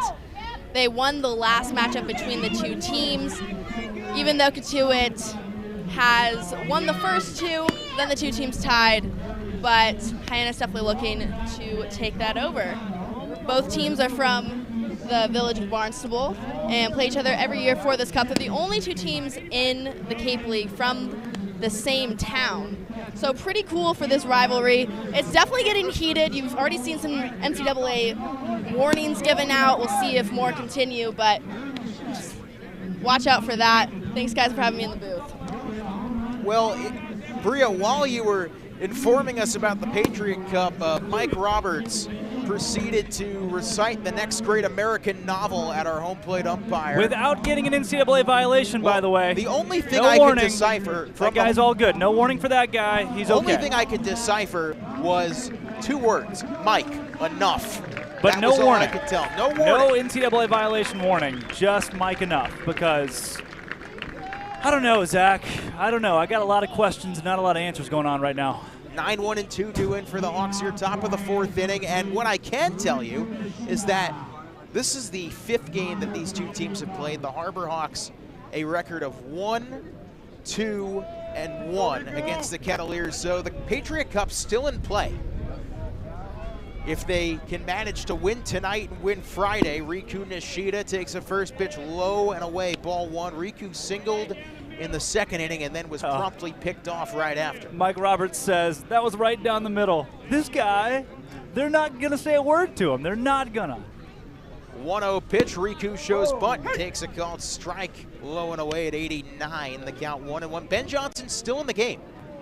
He is, yeah, isn't that interesting? He's certainly labored through these innings too. But he's had a couple of big plays to get him out of it. A double play, and he's worked through a pickoff and a bases loaded jam he worked out of. 1-1 taken up high, 2-1. Just missed there. Yeah, it was close. See that one called in the zone today quite a bit, so surprised he didn't give a strike call to Ben Johnson on that one. Yeah, zone today, head, shoulders, knees, and toes. Yeah. As the wind And picks up. the other side of batted box, too. Right.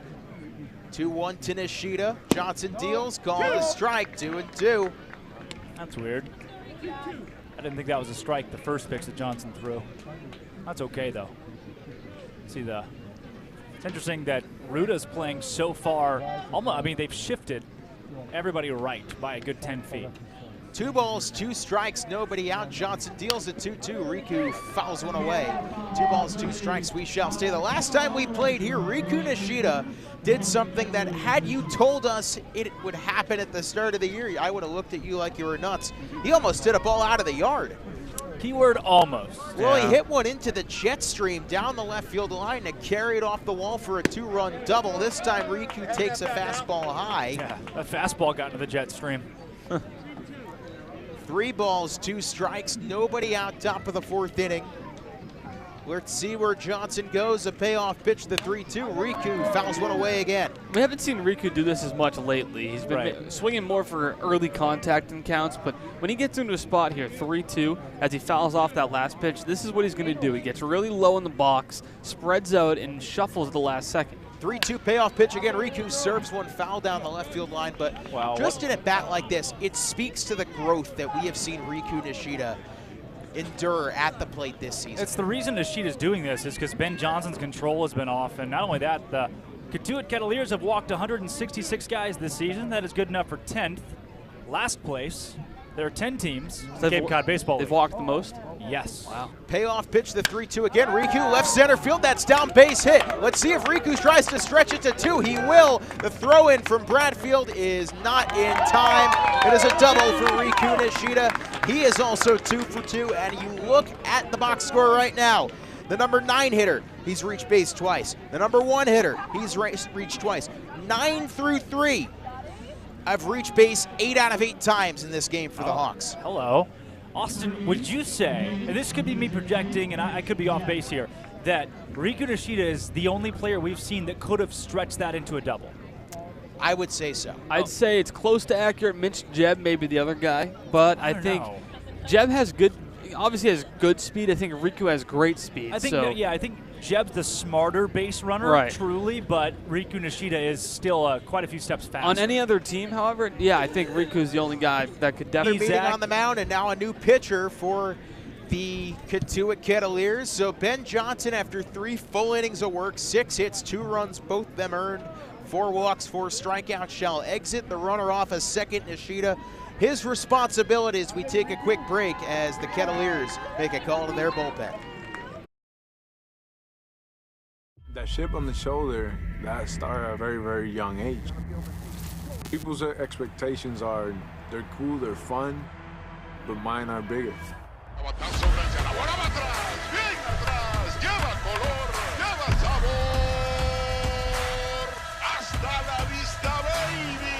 When you play in New York, they want to see winners. It doesn't matter if it's a Monday or a Friday or a Saturday. You got to come with it, or those fans will let you know. Pick one thing from me, pick one other thing from another player, make it your own, you turn to who you want to be. What motivates me is the unknown. How good can I be? You get away from the lights, you get away from the camera. Mientras más presente yo esté en la caja de batería, más éxito tengo. Man, how can you not keep it fun, man? This is a kid's game. If you could go back and tell 10-year-old Francisco one thing, what would it be? Be a bad mother. What are you looking forward to? Adding a takeout window. And more locations. Paying off my student loans. Juggling my 4 small businesses and staying sane. Raising my allowance. Finishing my painting and starting the next one. Catching a keeper. Cashing anything. Making the most of my retirement. Checking my balance and hopefully having one. Whatever you want for your family, your business, or your community, talk to us at Cape Cod 5 because we're looking forward to helping you.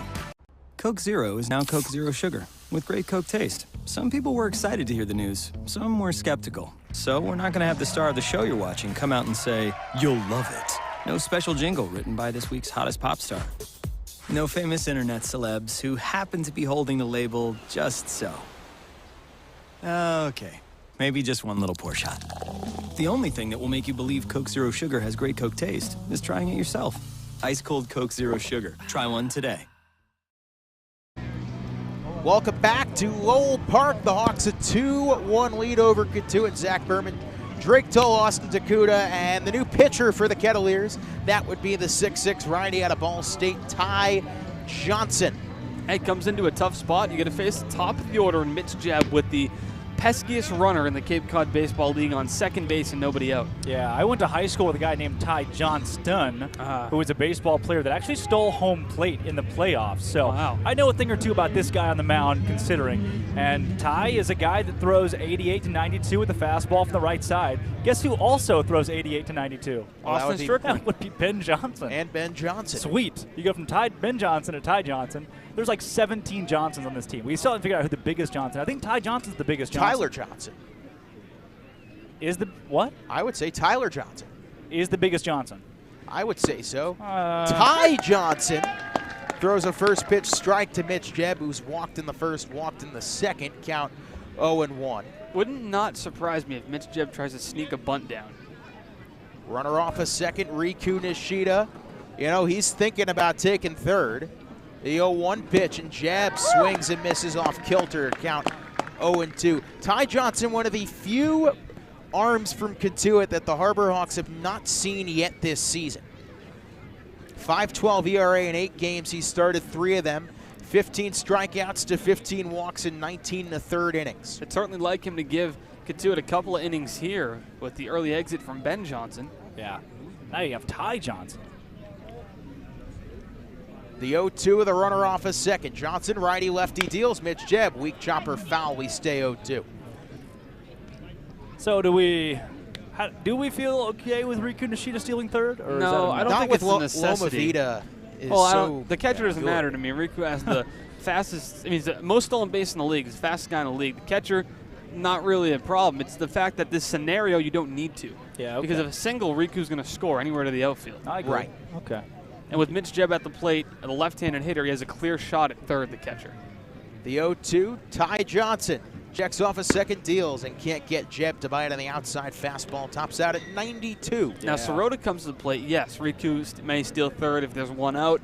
Well, that would set up a sacrifice fly. You block the throw. The biggest thing is with the left-handed hitter up, the catcher Loma Vida has such a clear look at third base, makes it so much easier for him to make the throw, but with a right-handed hitter up, it makes it much more difficult.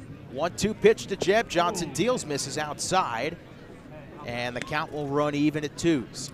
Heard some oohs and ahs on that one, not called a strike, and I mean, it was a decently close pitch, but still not close enough for Loma Vida to even frame it. You know, anything near the plate, Loma Vida is going to snap that ball back immediately. 2 balls, 2 strikes, nobody out. The Hawks a 2-1 lead on the Kettleers. 2-2, Johnson deals, Jebb serves it, and that's past a diving Troy into center field. But Troy got just enough of it where Riku didn't get a clean break on whether the ball had gotten past him or not.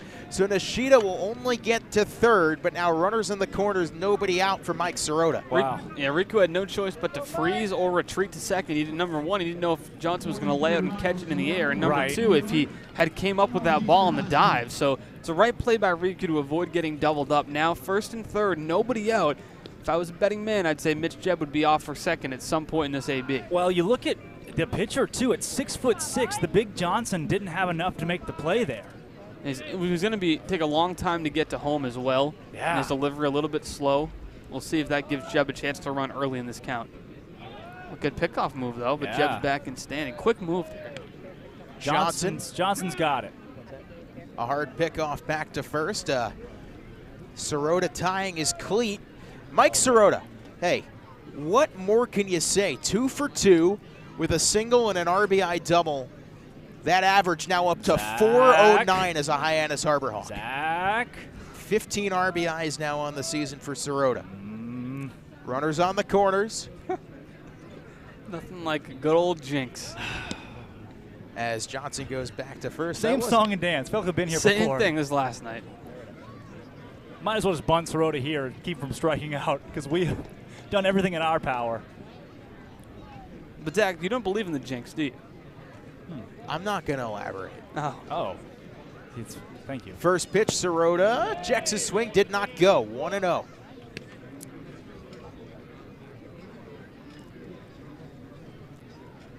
Runner off at third, Nishida reached on the double.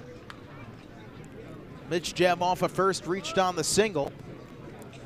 Harborhawks already 7 hits in this game. It's only the top of the 4th inning. The 1-0 Sirota takes up and in 2-0. Yeah, I'm getting a side with Cotuit here. I don't really know. Did that look close? You'll get that call a lot in this league. Let's say. Yeah. Huh.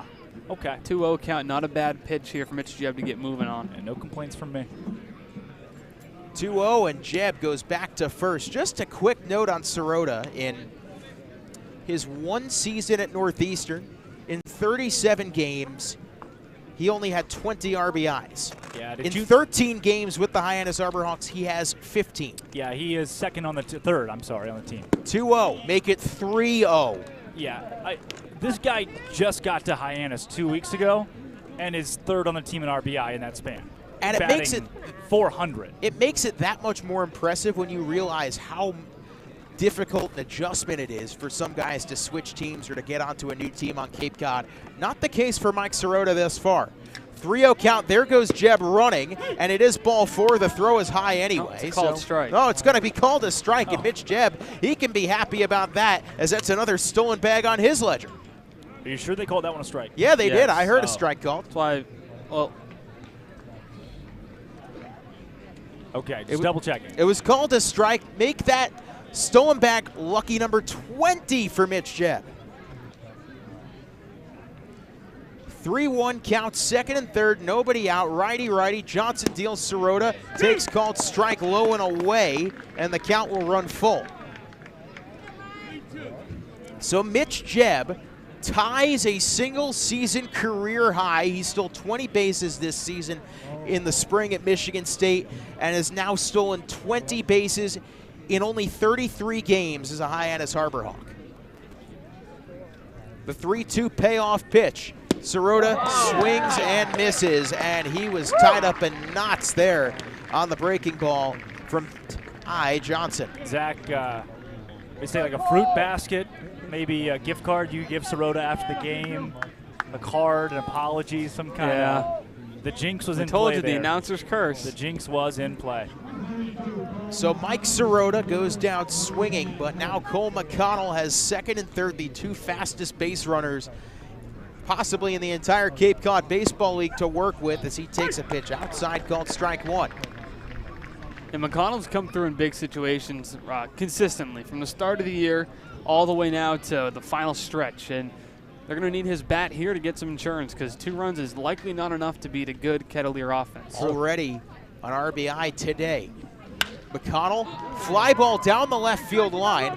Let's see if there's a play on it. There is not, and that might be lucky for the Kettleers, as if Trice catches that ball, Riku likely tags and scores. Did you see the third base umpire signaling over in fair territory until that ball fell foul? Yeah. I think that confused just about everybody at the ballpark. He gave a fair signal while the ball was still hanging in the air. It was pretty clearly foul by at least a yard, maybe more. Yeah. No, by a good little bit there. Interesting. 0-2. Ty Johnson deals the pitch, and McConnell takes outside. Johnson can't get McConnell to chase. 1 ball, 2 strikes, 1 out, top of the 4th. Harborhawks looking not to strand 2 more runners. Here's the 1-2 pitch. Johnson deals, and it's taken outside 2-2. Yeah, for the most part, or at the Boston Garden. Cole McConnell, 276 average on the year. He has been an asset at the plate. He's been great in the field. He is an all-star for a reason, an all-star starter in the West for a reason. Here's the 2-2. Johnson deals away. McConnell throws it, strike 3. It's a good pitch by Johnson. Finds the outside corner of the plate, and one that's really too close to take there if you're Cole McConnell. Now it'd be really unfortunate for the Hawks, who had second and third with nobody out, to come up empty here. Feels like the story of the last few games, really. Yeah. That Hyannis, when they have guys in big spots, have just stranded runners, and now you get a new guy in Earhart, who comes to the dish looking for his first hit on Cape Cod. Be a big one right here. Huh? Earhart 0 for 2, looking for his first hit as a Harbor Hawk. Takes a breaking ball that is called strike 1. Riku led off with a double. Mitch Jebb followed up with a single, and since then, back-to-back strikeouts for Ty Johnson. The 0-1 to the University of Tampa product, but not before Johnson steps off base and adjusts.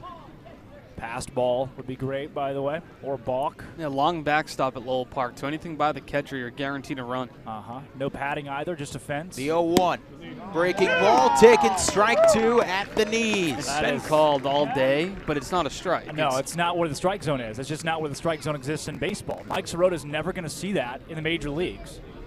He's called it all day, so now you have to make the adjustment. It is outside. If you're both teams. It's Loma Vita's coming off the plate to catch that ball. The 0-2.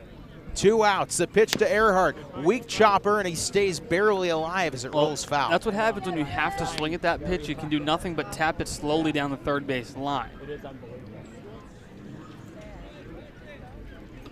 Harbor Hawks had runners in the corners and nobody out, and they are looking to not strand 2 more runners in scoring position. Johnson sets and deals the 0-2, and it's swung on and missed. So after a leadoff single and a leadoff double and a single to follow, Ty Johnson gets 2, 3, and 4 to strike out, and the Harbor Hawks strand a pair. No runs, 2 hits, 2 left on after 3.5. 2-1 Hawks on Harbor Hawk Baseball Network. With Hood Milk, you can trust your family is getting high-quality milk in every nutritious and delicious drop. It begins here on farms that Hood selects, with farmers who uphold the highest standards and who pledge to never use artificial growth hormones. And you'll see that care continue right to your home with our Light Block bottle, which protects the fresh taste of your milk. At Hood, we never stop caring about our milk because you never stop caring about your family. Always good, always Hood. If you live here, fun is your thing. If you live here, tough is your thing. Smart is your thing. Caring is your thing. If you live in Massachusetts, community is your thing. Since 1972, the Massachusetts State Lottery has provided over $25 billion to help cities and towns with the things they need most. If you live here, giving is your thing. Austin Strickland comes back out for his 4th inning of work, and to this point, 3 strikeouts already on the day for Strick, but things get a little bit more difficult when you see this Kettleer lineup the second time through. 6, 7, and 8 due up for Cotuit. Zach Berman, Austin Dakuta, Drake Toll coming at you live as we take a quick look at the booth cab, the Manning cab, whatever you want to call it. Another great innovation here by this wonderful production crew. Caleb Lomavita set to lead things off. The catcher out of UC Berkeley grounded into a 6-3 putout, his first time aboard. Come on, Loma. 8 guys that the Harbor Hawks have left on base. We've played 4 innings. First pitch, Lomavita takes low 1-0. And early in the season, if that's a number that's getting floated out there, you might say, okay, the bats are still collectively coming together, but it is a little concerning this late in the year that many guys are getting left on base, because when you get to the playoffs, you have to bring home like 50% of the runs you get on. Any opportunity you get in the playoffs, you have to capitalize on it. Exactly. There's no mistakes. There's no leaving 6 guys in scoring position. You leave 6 guys in scoring position, you're going to have a loss at the end of the night. 2-0 now to Caleb Lomavita in the dirt, 3-0. And Lomavita, after a great season, great spring with Cal, 7 homers, 46 RBIs, 23 games now with Cotuit, an average well over 330. Right now he is sitting at 339. 3-0 count, and Lomavita takes a fastball Hello, 94 from Strickland. That's about the top of where Strickland sits. We've seen him, I think, ramp up to 95 at one point. I think he hit 95 in Hartford. The 3-1 pitch, and it's weakly chopped again to short. Patelli stabs it, fields, fires, and he sails it way over the glove of Shonowell. That's a very rare miscue by Dom Patelli. He didn't realize the speed that he had coming out of the box and took a pump on it, brought it to the glove, and then realized I have to hurry this throw, and absolutely sailed it. So far, it goes above the dugout into the netting, and that warrants second base. So now the leadoff guy's on second after the E6. Well, you want to talk about why stranding runners will wind up biting you in the end. That runner now represents a tying run. Yeah, Cotuit certainly knows how to capitalize on guys in scoring position, so a dangerous spot to be in. Could see a bunt here as well. So now Strickland has to work out of a situation that maybe isn't necessarily his fault. I'm certainly expecting the bunt. As Eddie Park comes in, righty-lefty, first pitch. Well, there's the bunt shown by Park, and he pulls back in time for ball one. Eddie Park grounded into a 6-3 his first time up.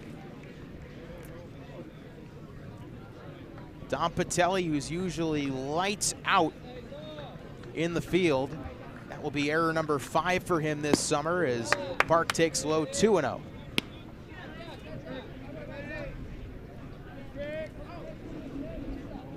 Loma Vida, more speed than usual for a catcher. He stole 15 bases this spring at UC Berkeley. Yeah.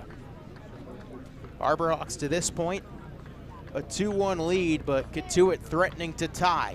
Strickland deals, bunt shown, and Park takes a called strike.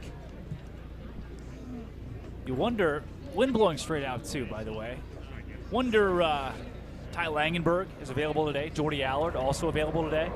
Harborhawks can find a way to hold on, especially late. The bullpen in really good shape.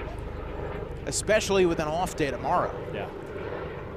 2-1 pitch, Strick deals, and it misses inside. You gotta wonder the plan too for Kodo and Volker, a pair of all-stars for the Hawks, haven't pitched since, what, Saturday now? Right. So they could be in play. Only an inning on Saturday, by the way. Right, so maybe tomorrow, maybe your starter Friday, off day tomorrow. Yeah. So you could see one of those two, likely Volker. 3-1 pitch, Strick deals, and did Park check? Yes, he did. He went around, and now the count will run full on Eddie Park.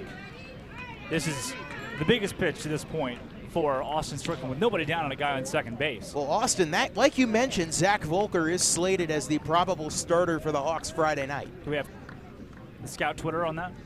That would be the case. The payoff pitch, the 3-2 line, right center field. That's going to be down. Loma Vida rounds third. They're going to wave him home. The throw cut off, and this game is tied. An RBI single for Eddie Park. Knocks it at 2, and that's where leaving runners on base will come back to get you. Well, and the error by Patelli. He doesn't make a lot of them, but it puts a leadoff man on second, and Park comes through with a big hit.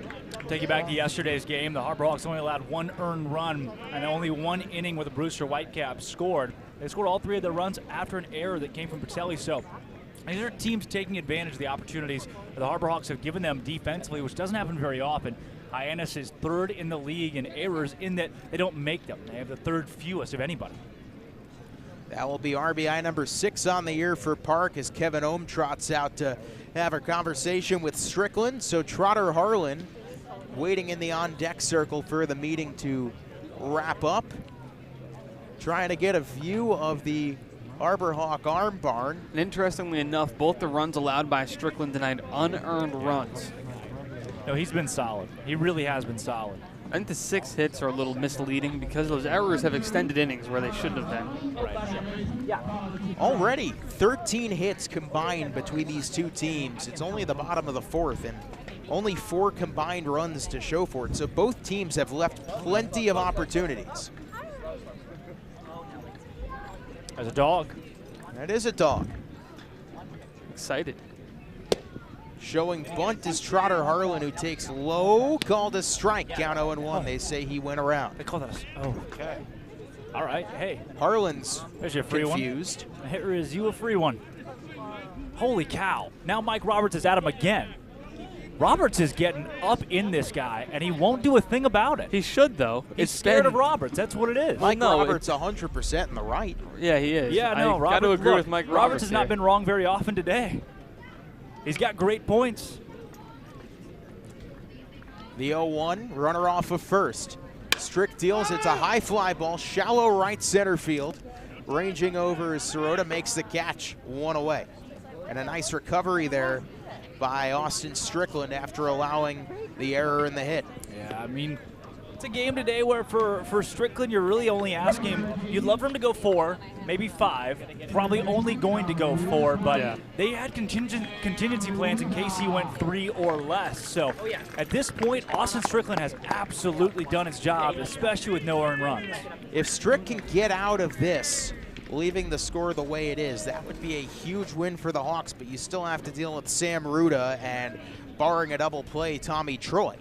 Ruda, out of Army West Point, had a great season with Army, takes a called strike 1. Here's something to mention too. Cotuit's fielding is bad. Cotuit is maybe the worst fielding team in the league right now. They've given up 29 unearned runs. So granted, you have 2 errors.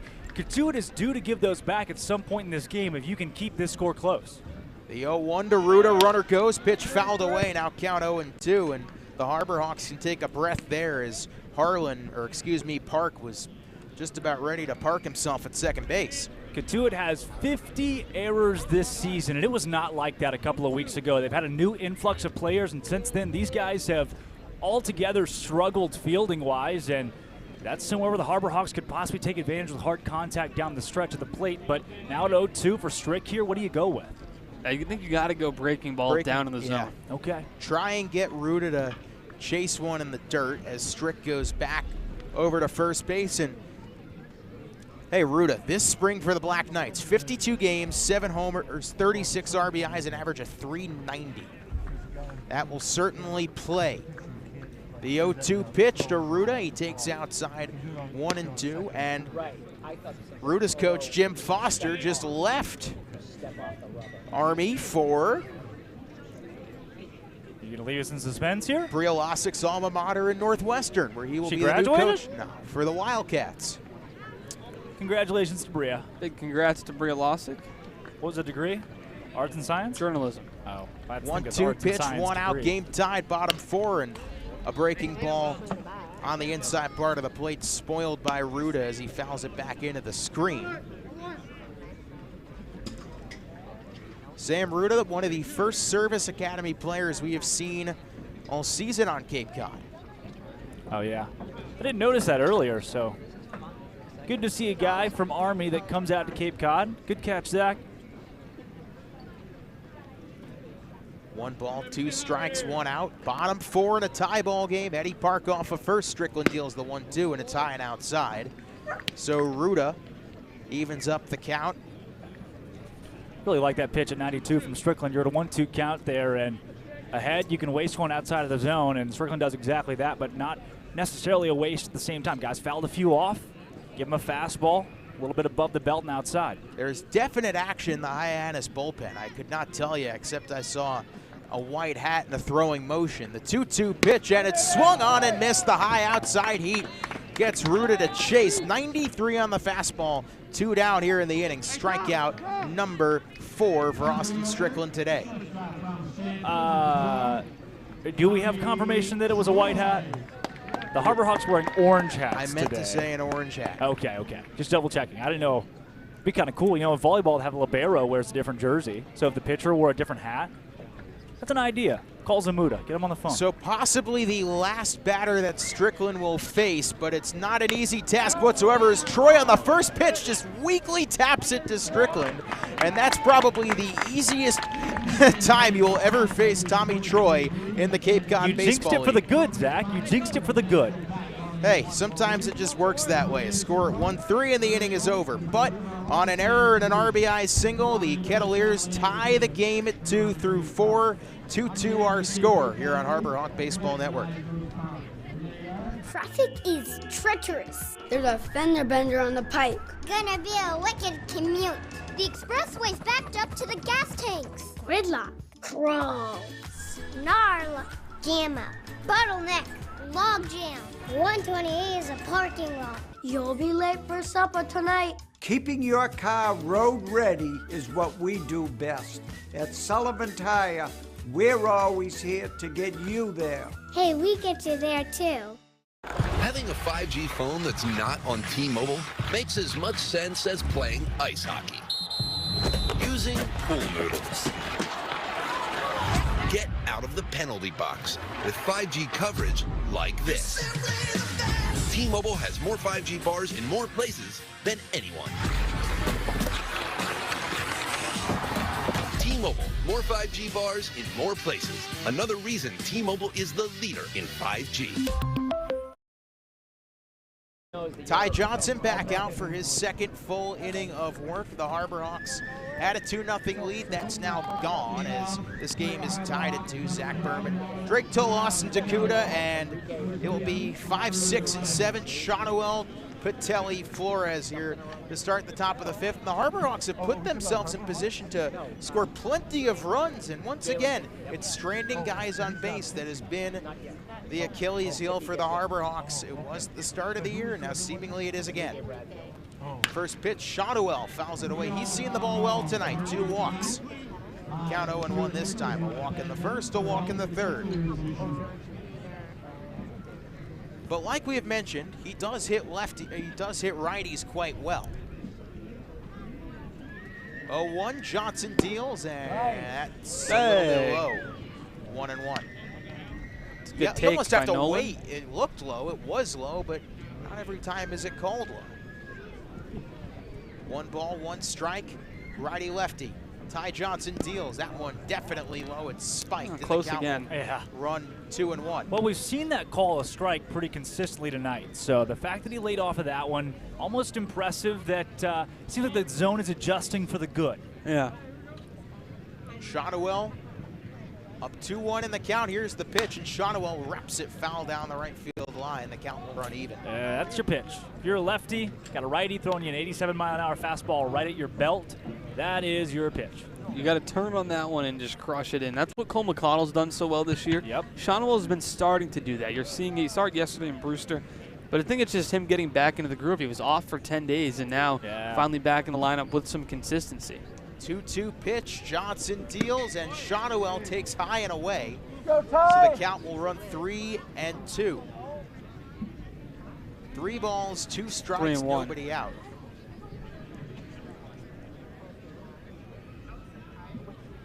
3-2 pitch, and Shotwell turns on it. High fly ball right field. Ranging back and making the catch is Eddie Park. Well, it's a good piece of hitting by Shotwell. On a 3-1 pitch, he gets a fastball that he can handle inside, and he turns on it and hits it really well to right. Just didn't get every stitch of it. That's a metal bat home run, certainly. Yeah. So Shotwell works the at-bat and almost turns on one out, but just can't get it over the fence. And the game stays tied 1 down for Dominic Patelli, who is 1 for 2, a strikeout and a walk. First pitch, Dom shows bunt, bunts it right to the front of the Kettleer dugout, 0-1. Patelli does like to bunt a decent amount. We haven't seen it the last week or so as his bat's picked up, but he is somebody with good speed and can really get down the line in time. 0-1 though, I don't know if he's going to try it again. 0-1 to Patelli, righty-lefty. Ty Johnson delivers. Just misses outside. And right now, you never know. Sometimes it's called a strike, sometimes it isn't. Yeah. Yeah, that looked pretty good. 1 ball, 1 strike, 1 out, top of the 5th. Johnson deals. Patelli swings right through another one. That was 83. Patelli only getting a piece of it. The count will run 1-2. And you got to think, too, just really does stink that the HarborHawks have not been able to put more runs across. 308 guys. They have hit both of the Johnsons around the ballpark. 1-2 pitch. Ty Johnson deals, and that's a good one. Outside corner. And Dom Patelli lucky to still be in the batter's box there. Yeah, the coaches from Cotuit are letting them know about it. They probably have a point there, too. 2-2, lefty. Ty Johnson deals Patelli. Skies one foul, stays alive in the at-bat.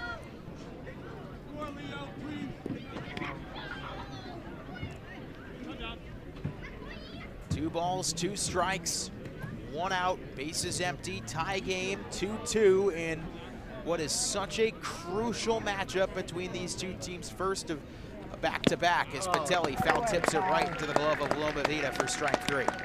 Yeah, I couldn't quite tell what pitch that was. I don't have a great view here, unfortunately. But it looks like Patelli was just a little bit crossed up on it. It's always tough with the different view here on the side. Yeah, good on Loma Vida as well to make that catch. Loma Vida's got the dirtiest hat in baseball. Because that guy just, he gets it done. Zach, you mentioned it earlier this year. Dirt, it's pretty dirty. And that guy shows you exactly why. I love Caleb Loma Vida, I'll say it. I get he's a Cotuit player, but met him at the All-Star game, came and shook the hands of every person with the Hyannis stuff on. Just a nice guy, really cool. First pitch now incoming to Tito Flores, and he hits it sharply right at Tommy Troy. He plays it on a hop-high throw, and coming down and getting in time, Tyler Johnson with a nice play to reel in the high throw and get his foot on the bag.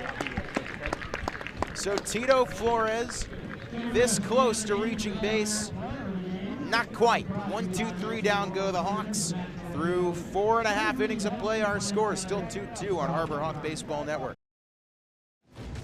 Bronk. What up, TB? What do you think my next move should be? Give it to me straight. Maybe it's just time I hang him up. I got one word for you. Retirement. If you retire now, you're gonna be walking on soft sand in a week. Just come to Florida and feel the wind in your hair. Retirement is like winning another one. Maybe I'll even join you. On the Spotty Network, this is what Tom heard. If you retire now, you're soft and weak. Just come to Florida and win another one. Maybe I'll even join you. Just go win another one. Like it's that easy, Gronk. Maybe it is. I still feel like I have a lot to accomplish. My goal is to win one more. And Gronk's coming with me. I'm retired from retiring? Mom, where are my football pants? Don't trust big decisions to just any network. Go with T-Mobile, the GO in 5G. And I'm not soft or weak either. T-Mobile is the leader in 5G. Welcome back onto the mound, Austin Strickland, and he is going to go out for what hopefully is his 5th full inning of work. Zach Berman, Austin Takuda, Drake Toll, 2-2 our score, and the Harbor Hawks looking to keep pace and keep first place, as this is the first of back-to-back games, as Strickland will have to face Bradfield, Cafis, and Trice 2, 3, and 4. The heart of the Kettleer lineup, and to this point, Bradfield 0 for 2 with a pop out and a ground out. Righty-lefty, first pitch to Enrique Bradfield. Fastball called strike at the knees. 94 on that one, 0-1. Well, you can see the speed with Bradfield. We haven't seen a lot else from him yet. I know he's a highly touted prospect, but it seems like he's kind of an unfinished product. 0-1, breaking ball, strike again, 0-2. And you know, some of Bradfield's approach to the plate and the results to this point might be a product of Austin Strickland knowing how to attack Enrique Bradfield through their time in the SEC. The 0-2 pitch, it's taken up high and away. Bradfield struggled against just about every pitcher he's faced on Cape Cod, so I don't know if it's just Austin Strickland or the fact that Bradfield has not been able to adjust. Hey, the wood bat adjustment will get you. 1-2 pitch, and it's ripped down the right field line. That's a base hit right in front of the right fielder. Soroto makes a nice throw in to keep the speedy Bradfield at first for the time being. Yeah. What are the odds, Zach, that they send Bradfield? I would not be surprised. You know, Mike Roberts loves his guys to be aggressive on the base paths, and C.J. Cafis comes to the plate.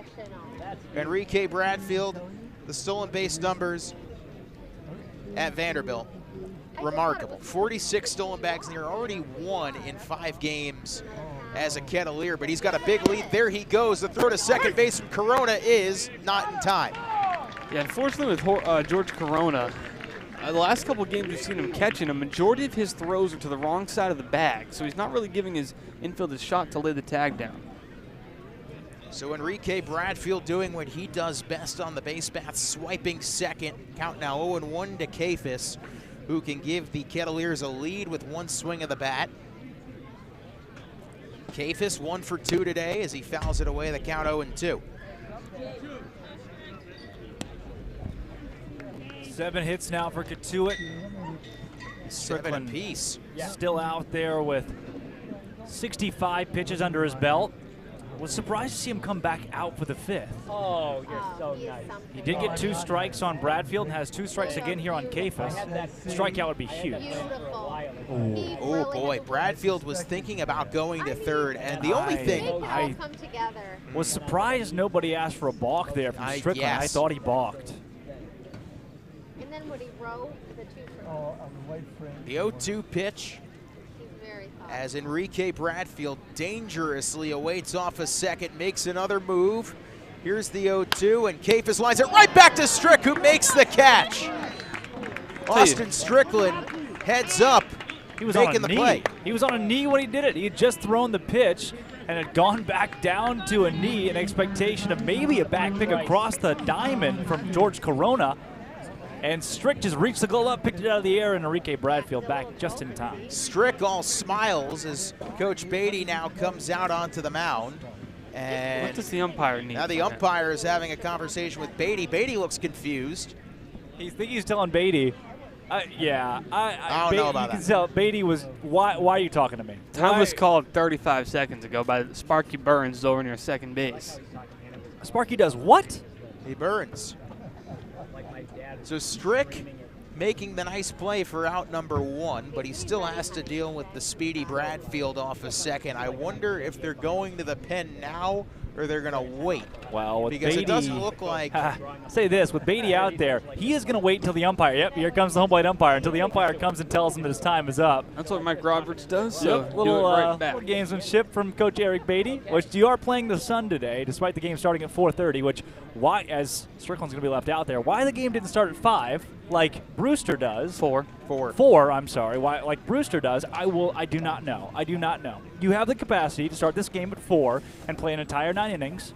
But no, why do that? That makes almost too much sense to be done. So with Enrique Bradfield off of second base, the batter now Carter Trice. He's 0 for 2 with 2 strikeouts. And the biggest note of Bradfield running on the bases is not his stolen base numbers as much as his caught stealing numbers. He stole 47 bags this past spring at Vanderbilt. How many times he was caught? 0. So he is batting, or should I say swiping, 1,000. 1,000 what? On the base paths. 1,000%. Oh, jeez.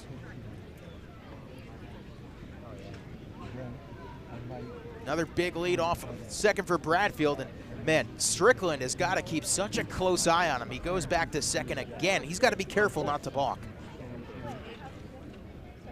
And you know Mike Roberts, who has seen plenty of these in his time. He's seen 1 or 2 games. Is going to be keeping a keen eye on the Harbor Hawk righty as well. Another throw back to second. You got to be careful of doing that as it gets to center field and through the legs of McConnell. And here goes Bradfield to throw home, not in time. And Enrique Bradfield can do just that. He gets in the head of Strickland, who put a little too much mustard on the throw back to second base, gets into the outfield, and scores the run. I think they're going to score that an error on Strickland and another error on McConnell, because when Strickland, he very obviously overthrew Patelli at second, and then McConnell's there to back up Patelli, and it not only got past Patelli, but also the guy backing him up. Not often you see one get past McConnell. 4 errors by the Hawks today. Not sharp baseball. No. Strike thrown to Carter Trice. Still, despite the 4 errors, it is only a 1-run game in the 5th. No earned runs for Austin Strickland today. No earned runs indeed. The 0-1 pitch taken low, count 1-1. The sun's going down rapidly too. You know, they could call it right now.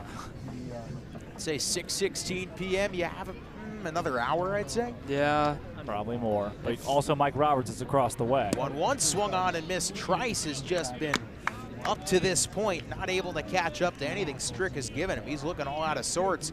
On both of the at-bats he's had, he struck out in the first, struck out in the third. Righty-righty. Strickland, the 1-2 pitch he deals Carter Trice, hits it on the ground to short. Patelli fields, fires in time. 2 down here in the top of the 5th. It's a good bounce back there by Austin Strickland, try to keep your team in it. You know, the Harbor Hawks have allowed 6 runs in the last 2 games. 5 of those have been unearned. Yeah, it's unfortunately, as much as they were clicking most of the year in all 3 facets of the game, offense, defense, and pitching, the last couple of games, nothing's really been clicking together. The defense has kind of come off the wheels a little bit. Pitching's been fine. The pitching's been all right, and then, I mean, the offense, I mean, the pitching was fine until Jay Driver left the game and 12 runs came across total against Falmouth. About that game. So it's been a little bit of everything. Outside, 1-0. If you're the Hawks, the bats have really cooled off. 5 runs against Falmouth as he swings and misses. You had, what, 1 run last night in Brewster, and now tonight only 2, but you do have 7 hits. Yeah. So the hits have been there. They're just not capitalizing on it.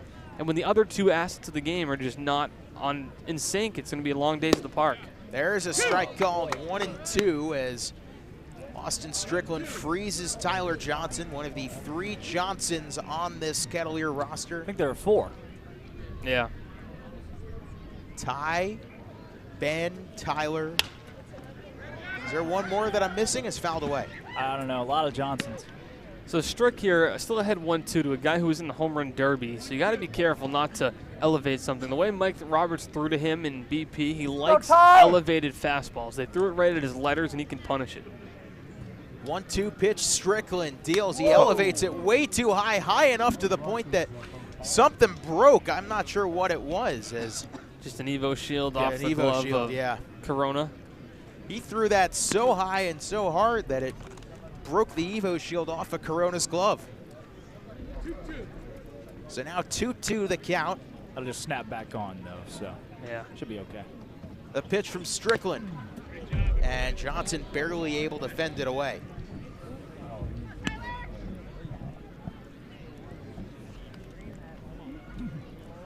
Two balls, 2 strikes, 2 outs. The Kettleers have come back from down 2-0. They lead at 3-2. Strickland deals, and the pitch swung on, foul tipped into the glove of Corona, and that is that for the 5th. But thanks to Enrique Bradfield getting on base and 2 more Hawk errors, the Kettleers have taken the lead 3-2 as we head to the 6th inning here on Harbor Hawk Baseball Network.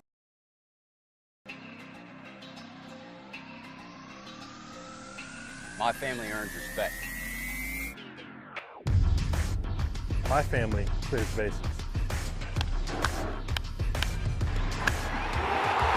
My family breaks records. My family wins MVPs.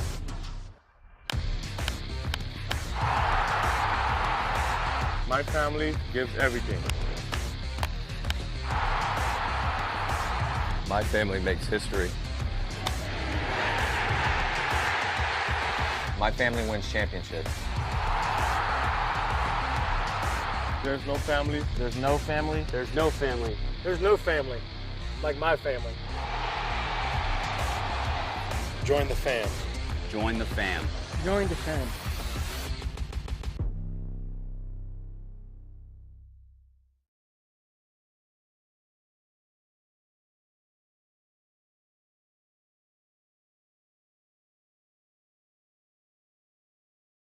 Are they working? The Harbor Hawks now trailing for the first time today, Austin.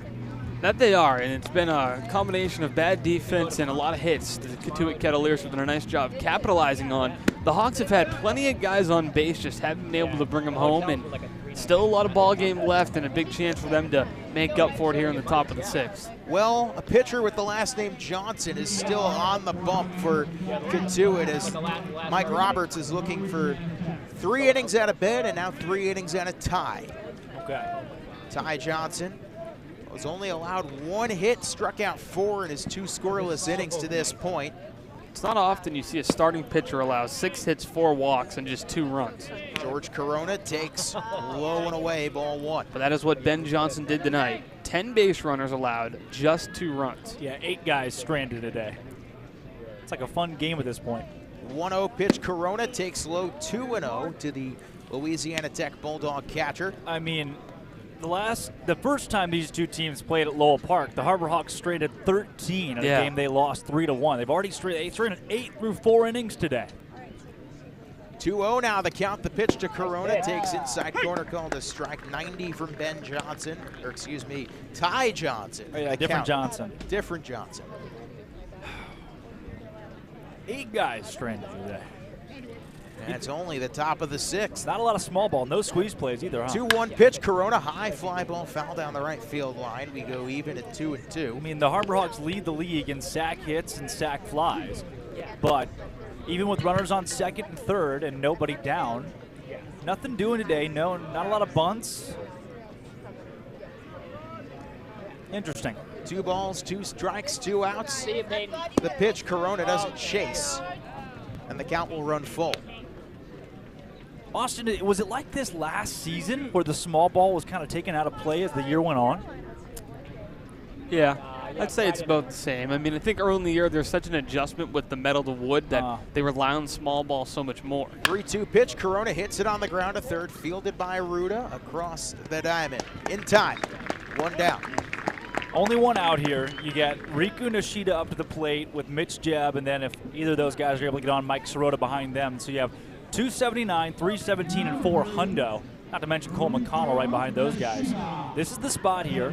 Little 1-out rally. Starts with Nishida getting on for the 3rd time today. Well, Riku has seen the ball exceptionally well today. A single and a double. He was picked off of first, his first time up on base. But despite that, Riku has not scored a run tonight, and that's pretty rare as far as Harbor Hawk games go, as Nishida's not going to be fooled on that one outside 1-0. He's been stranded a couple of times, once on third as well. If you can get on here and start a rally, that'd be huge for the Hawks to get back into this game early before you get deeper into the Cotuit bullpen. 1-0 pitch, Nishida takes called strike. Fastball at 91 gets the inside part of the plate. The count is now 1-1. All about the presentation today by the catchers. Absolutely. Hey, Loma Vida has done a masterful job. There's a reason he started the All-Star game. Not only for his ability to throw out base runners and swing the bat, but he presents pitches probably the best in this league. 1-1 pitch. Nishida almost hit, ducks inside, now 2-1. Not quite the framing of a Ryan Leach of a, I believe, Bourne claim, but I don't remember him too well. No, had to be early in the year. Probably Zach's got a better memory than me. My memory bank is full. Yeah. After that whole Alamo thing. 2-1, that gets Nishida right on the foot. Oh. It's like Nishida's just gonna, that's funny. The dugout, I love the way they handle these players. I love it. Nishida gets hit. Most summer ball teams, you want to keep your guys as safe as possible. The Harbor Hawks do too. You see your trainer right out. Somebody immediately, you're all good. Get down to first. I love it. I love it. Got a new first base coach again. This time it's Christian Moore. That's great. And he'll greet Riku, check in on him, make sure he's healthy, pat on the helmet, good to go. This team is they're different in that respect. I was having a conversation with Andre. He's a guy who writes here for the Cape Cod Times, and he was talking about how the personality of this team is just not what you see in a summer league, especially not a guy gets hit with the baseball and you hear, hey, rub it off, get down to first. They all are invested in each other's success, which then in turn makes the team succeed because everybody cares about how everybody does. You hear it in the dugout. They're the loudest team in the league. Oh, far when they're in the away. dugout. A lot of other teams are silent. Like certainly they don't talk much at all. Austin, can we be candid? Yeah. There are a lot of teams that don't want to be here at this point in the year. Hey, last summer when I was with the Fremont Blue this late in the season as a new pitcher is coming in for here with the Cape League, it can be a little different. I will say though, I remember having talks with the guys and some of that. I remember C.J. Taylor, a first baseman out of Southern Nazarene University, after a game one night, he said, man, it stinks because some guys just don't want to be here. Oh, yeah. And he was frustrated by it. And this team, you're not seeing that. And that's what makes this Harbor Hawk so special. As Ty Johnson exits after 2 1/3 innings of scoreless work. We'll see who the new pitcher is, and we're going to go to the break. And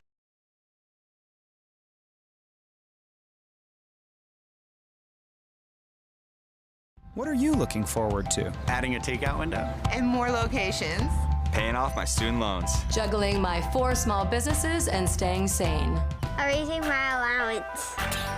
Finishing my painting and starting the next one. Catching a keeper. Cashing anything. Making the most of my retirement. Checking my balance and hopefully having one. Whatever you want for your family, your business, or your community, talk to us at Cape Cod 5 because we're looking forward to helping you. This is your time. to change your career, to advance your skills, to follow your dream.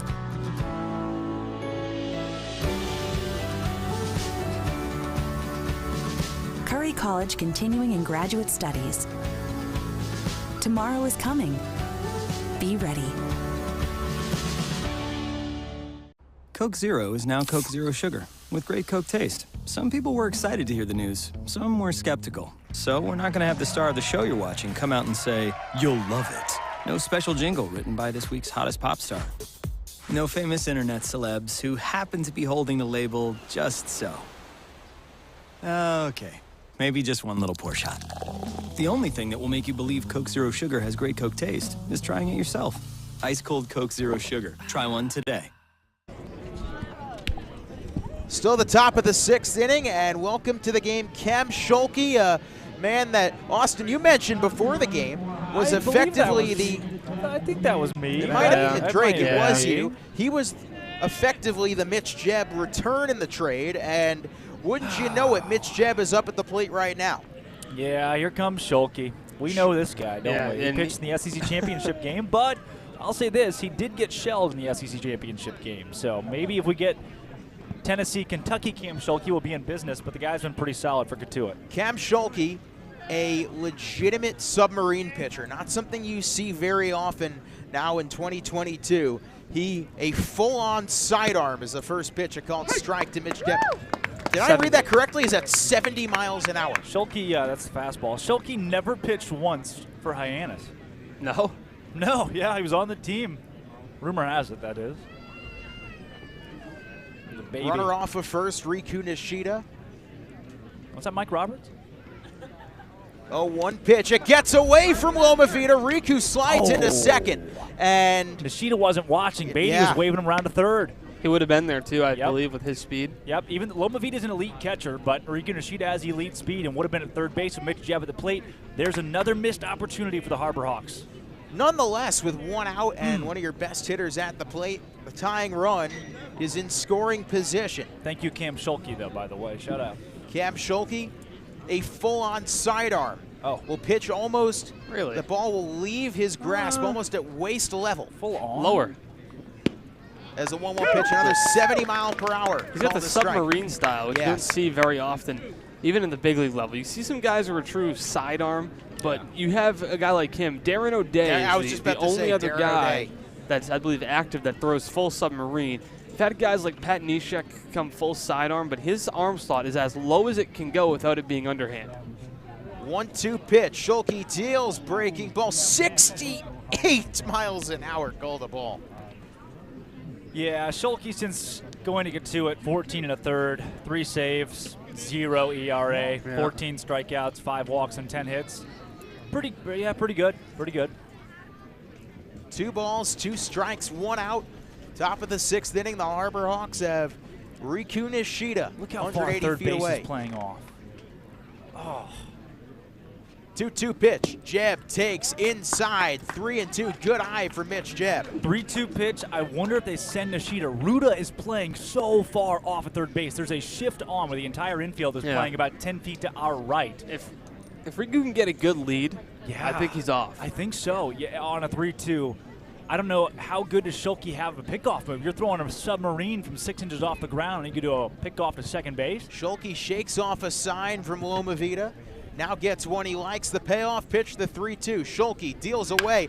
Jebb, high fly ball, right field. Back goes Park. Way back. Mitch Jebb, get out of here! 6 homers on the year at Michigan State, and finally his first big fly as a Hawk, and it couldn't have come at a better time. They take the lead 4-3. Hey, Cam Schulke just gave up his first earned run of the year, and it was 2 of them on a first home run of the year from Mitch Jebb, the old Cotuit player against the old Hyannis player. And who wins but the Harbor Hawks with a blast. That just brought the entire right side of the field to life. The Hawks come back, take the lead after stranding countless runners on base today. Mitch Jebb's first homer is off a guy who hadn't allowed an earned run in over 14 innings this year. It felt like it was a long time coming as Schulke now deals outside 1-0 to Sirota. Wow. He hit one right off of that overhang that in Hartford that would have been a homer anywhere on Cape Cod, but he waited out that breaking ball from Schulke and torched it over the fence and right. Well, that's what happens when you sit 70 on most of your pitches, 81 on the fastball. If you miss above the belt once, it just comes in as batting practice. Yeah. 2-0 the count.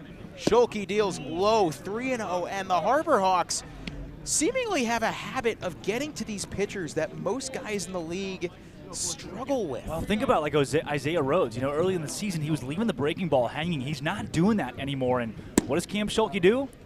Leaves a ball hanging. And when you do that from the underhand slot, it's like somebody's lobbing you an underhand. It's Right. what kids do in Little League. They lob you the underhand golf balls to hit. 3 balls, 1 strike, 1 out. The Harbor Hawks back in front as that one's popped sky high right side of the infield by Sirota, and Park now calls it off, makes the catch, 2 down. Mitch freaking Jebb, man. This is a guy in Cam Schulke who's out to prove something. You know, summer ball, not a lot is personal, right? Especially when a team cuts you. It's just kind of what happens. But Schulke wasn't even given an appearance for Hyannis and has been lights out for Cotuit. So you want to go out and shove against a team where you feel like maybe you didn't get the most fair shake. Yeah. And the first batter who comes up takes you 400 to right field. Was there any other place that Mitch Jebb could have had his first homer on Cape Cod than Lowell Park? Let's be real here.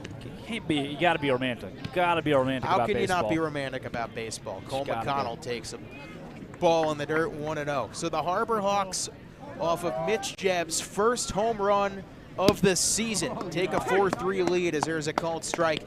And now Schulke, who was really going breaking ball on Mitch Jebb, after the homer, he's dialing up his fastball that only gets to about 81, 82. Yeah. 1-1 to McConnell, and McConnell golfs at right center. Could that be another back at the wall? And it's off the wall and a bounce. Bradfield has trouble playing it. McConnell motors into second, a stand-up double. Well, if you were wondering how the Harbor Hawks are seeing the ball today against Cam Schulke, there's a couple of answers for you. And that is just, beautiful piece of hitting from Cole McConnell. The wind died down a little bit for just his specific at-bat. Otherwise, could he got the jet stream? Oh, boy. And now you get a great spot for Drew Earhart. The pressure's off just a little more so to get his first base hit on Cape Cod. Drew Earhart with a runner in scoring position. The Harbor Hawks, their 9th hit of the game.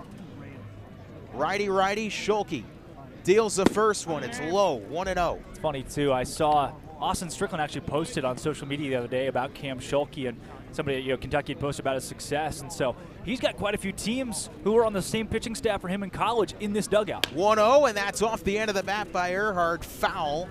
Yeah, you got to Count think will run 1-1. Strickland and Magdal Cotto were certainly able to give the Harbor Hawks a little bit of an extended scouting report on what to expect from Schulke. Yeah, if they didn't already have their right, I'm sure they already had their guy who played for them. Yeah. 1 ball, 1 strike. Runner off a second. A 1-1. Earhart swings and misses. That's what Cam Schulke can do when his sidearm is working at its best. Gets a cut and the miss there from Drew Earhart, who is 0 for 3 today. Harbor Hawks looking to not strand yet another runner in scoring position. Schulke changes up the delivery, throws overhand, and it's a grounder to first. Harlan flips on to Schulke in time for the out. Did you see that? Yeah, he changed his delivery completely. It's impressive. Cam, way to be. So Cam Schulke gets Earhart to ground out, but not before surrendering the lead. Mitch Jebb, finally, his first home run as a Hyannis Harbor Hawk, and it couldn't have been bigger. He gives the Hawks a 2-1 lead, or a 4-3 lead through 5.5.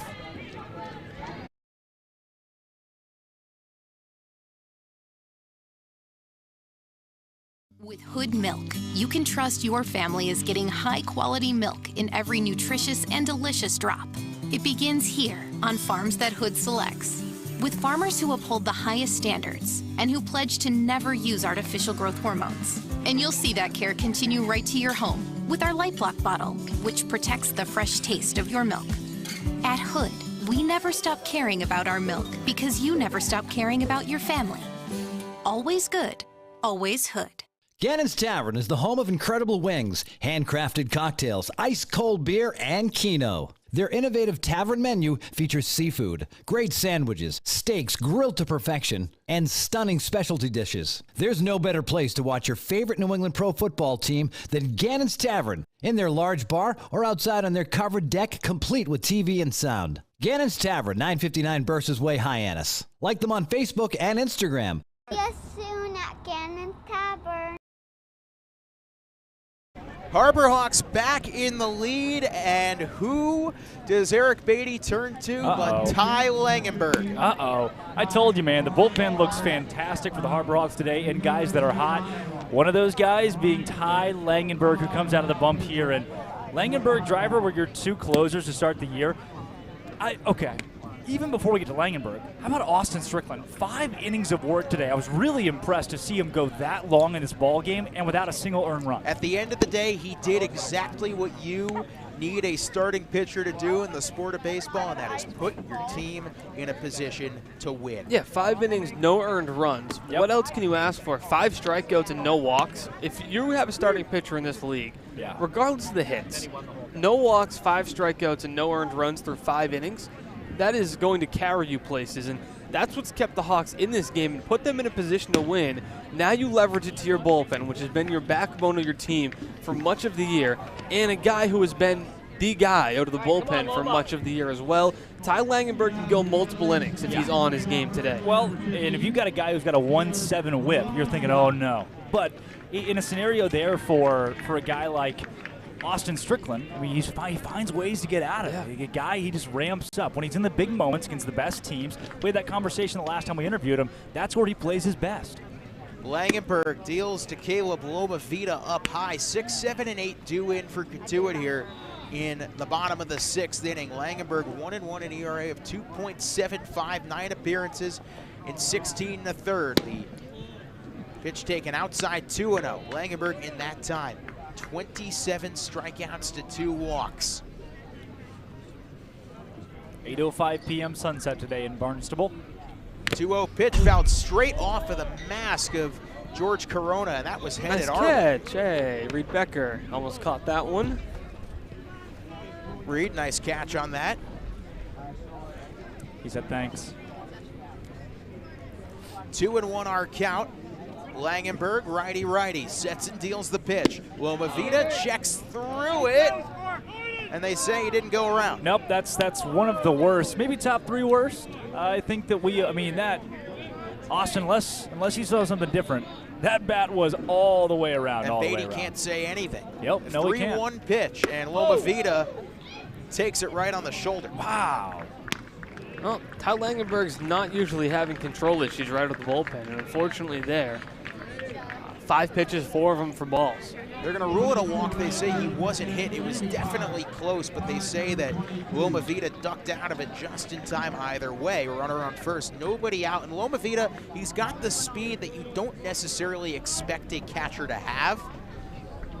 How many stolen bases? 15 this spring in UC Berkeley. Wow. Park shows bunt, takes a called strike from Langenberg. So the Harbor Hawks, a 4-3 lead. They were up 2-0, then relinquished that lead, trailed 3-2 before Mitch Jebb, his first home run of the summer, gave it a huge moment. Now Langenberg looking to continue the good vibes as that's taken for a ball. There's no way that wasn't in the strike zone. That was over the heart of the plate. There's no way that wasn't in the strike zone.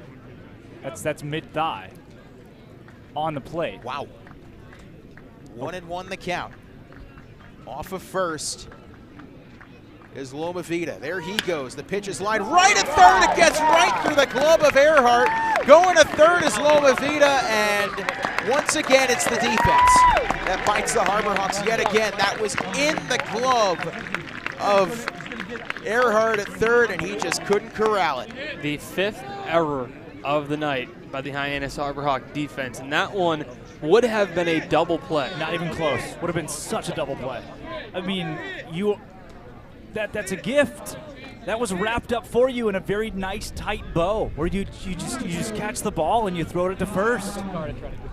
A defensive nightmare of a game for Hyannis continues, and now it's runners on the corners, nobody out for Trotter Harlan. Oh man. Harlan shows bunt, and ball gets right past his bat for a called strike. Well, I'd expect him to try again here. Tying run on third. Cotuit loves to play small ball, and why not try to bring him home? Yeah. No balls, 1 strike, 1 out, nobody out, bottom 6. Langenberg deals the 0-1. It's hit right to Langenberg, and it gets past the glove of Yoshida. That will tie the game. An RBI single. The throw to third. It's a high throw. That could have been disastrous, but going to second is Park. And the Harbor Hawks, usually you see it the other way around. The Harbor Hawks are taking advantage of bad defense by other teams. Not the case tonight. It's a tie game, 4-4. The biggest thing there is Cole McConnell's throw. He had no shot at getting the runner going from first to third. It has to go to second base because Trotter Harlan now takes second base on the throw into third. So rather than keeping the double play in order, you have second and third and nobody out with Ty Langenberg on the mound. Langenberg, a little chat with Corona on the bump before Sam Ruda comes to the plate. Now second and third, nobody out. It's very deflating after you have the go-ahead home run to come back and immediately the game's tied. And Cotuit second and third here, nobody out. What makes them a title contender year to year is they capitalize with runners in scoring position. Mike Roberts builds his offense around guys who can come up big, and he'll play small ball if he needs to, which he could also do here. Sam Ruda, 1 for 2 with an RBI double, takes a first pitch called strike. This has been, I think it's safe to say, the sloppiest game the Harbor Hawks have played possibly all season. Yeah. Yeah, 5 errors is not good. Second and third, nobody out. The 0-1 pitch, and that's ripped to center field. That is back. McConnell drops the ball. That's going to score the runner Park easily. Rounding third, coming home. The throw gets over the glove of the catcher Corona, and now going to third is Ruda, and this is not something we have seen before from the Hawks all season. It's a total defensive fall apart. They're throwing the ball around like a Little League team. It's a total defensive fall apart. Wow, that was fun. McConnell dropped the ball. You don't see that at all from the best center fielder in the league. And it winds up scoring 2 runs, and you really have to feel for. Well, it's a double. I don't know if it necessarily. Are they going to roll it a double? Yeah, I don't know that it. I couldn't tell if it hit the glove. I think it might have just got over McConnell's glove, but there was an error on the throw in, which got it on the run home. So it's a double for. So Ruda has another 2 RBIs, make it 3 RBIs in the day, and this has been a disastrous 6th inning as Troy swings and misses. Well, when you have 6 errors, you're not going to win any baseball games. Nope. The only way to erase it is to. Tommy Troy pops that one up on the 0-1. Under it, making the catch Patelli, and finally out number 1. There's some baseball there. The only way to erase it is to walk the next 40 guys until the sun goes down. But even then, you lose 3 to what would it be? 3-2. Final score in that case. Well, gamesmanship from Eric Beatty, if you'd like to. Would erase the entire 6th inning. 2 runs. Because that's just the way things go here. Yeah. Because that exists. That's a real thing that happens when you don't have lights. 3 runs already in the bottom of the 6th. Only 1 out. Enrique Bradfield steps in first pitch, going to strike, and probably not what you envision. Yeah, no. When you bring Ty Langenberg in. You've got a point there. You're on it. 9 hits aside, but the difference, the 6 errors as Bradfield swings and misses, the count 0-2. You can tell when Ty Langenberg doesn't have his best stuff. That's a changeup at 86 that he's leaving up high. It still acts a little bit like a sinker, but it's not a pitch he wants to throw above the knees, really. He wants to bury it. The 0-2 pitch, and Bradfield weakly chops it foul, stays alive in the count 0-2. It is a 2-run game, too. I mean, as demoralizing as this inning has been, it is still well within reach of the Harbor Hawks. I mean, Mitch Jeb's homer would tie it, right? You know, you're still a bloop and a blast, as Zach Berman likes to say. The 0-2 pitch way up high. Corona drops the ball. Count 1-2. Doesn't feel like it, though, does it? No. With 6 errors on the board. Got a feel for Ty Langenberg, too. I mean, Earhart dropped the line drive. And the single up the middle really could have been played by Nishida if he'd taken a different angle at it. It could be double play ball. 1-2 in the dirt, 2-2. I mean, that's Nishida's running towards second base. He picks that ball up, steps on second, throws to first, and the damage is limited. Riku likes to take aggressive routes to the baseball. Sometimes, and he's starting to learn that in the Cape League, where no bounce is certain, you have to kind of play things a little more cautiously. 2-2 pitch to Bradfield, and he swings and misses. So Langenberg, another strikeout on his ledger, make it 28 on the season for him. That's his second out of the inning, and it's a big difference between a 2-run game and a 3-run game, and it is paramount if you are Ty Langenberg and especially the Hyannis Harbor Hawk defense to keep that third runner from scoring. But CJ Kafis is going to come to the plate with different aspirations. He is 1 for 3, a single, a fly out, and a line out. Kafis shows bunt with 2 outs and takes up high. Kafis, I remember, first game we saw these guys the entire season. We looked at the scouting report for Kafis and we said, known bunt threat. This guy can lay down a bunt better than anybody in the Cape Cod Baseball League, the 1-0. He grounds it right off of Langenberg. He doesn't know where it is. When it rains, it pours. Another run scores. That ball came up and hit Ty on the elbow, an uncomfortable area to get hit, and hopefully he's okay. Why don't we toss it to a... And with that, we're going to take a quick break as the Harbor Hawks now trail this one 7-4.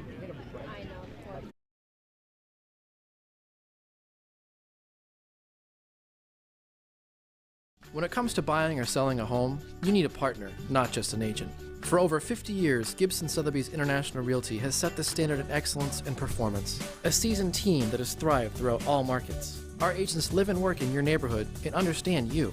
We are over 170 agents strong, backed by an in-house marketing team and global reach that is second to none. From studios to penthouses, purchasing to renting, our team provides unparalleled real estate services. This is your time to change your career, to advance your skills, to follow your dream.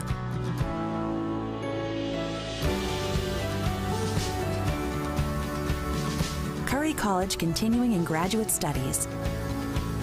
Tomorrow is coming. Be ready. I'm defeated, feel mistreated.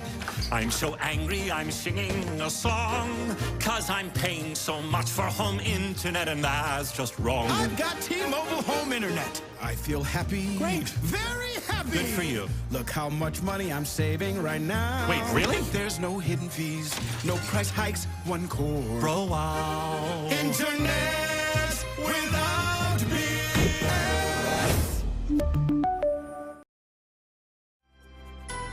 When you need a better place to work, CapeSpace is the place to turn. In today's changing work environment, shared workspaces offer a flexible and affordable alternative to conventional office space. At CapeSpace, we offer a wide range of membership packages to suit your professional needs, complete with office amenities like high-speed Wi-Fi, coffee, printing stations, reception service, and private meeting rooms. And as we bring you back in, another ball drops as Carter Trice dunks one in for a single. Well, good news is Ty Langenberg's okay after the hard ground ball that came up and hit him on the arm. He remains in the game, but when things are going bad, they continue to seem to snowball out of control as a bloop single puts runners on first and second after a already, 4-run inning here, in which the Hawks have committed a couple of errors. You can see the entire defense is out of whack. On that bloop, Don Patelli was the first one to it. Without looking, just chunked the ball back in the infield, trying to get it to Earhart at third when Johnson hits it on the ground to first, and Nolan Shonowell will take it to the bag and mercifully brings a nightmare 6th inning to a close where the Harbor Hawks committed plenty of errors and gave up plenty of runs, 4 of them as a matter of fact, and it is a 7-4 Cotuit lead after 6 innings of play on Harbor Hawk Baseball Network. Best ever? Good question. Wait, why do you sound like Dr. J in your head? I've always sounded like Dr. J in my head, which means Dr. J's outside voice sounds like... My inside voice? Which Coke? The doc would know. He got the world to call him doctor without going to med school. There's only one best ever.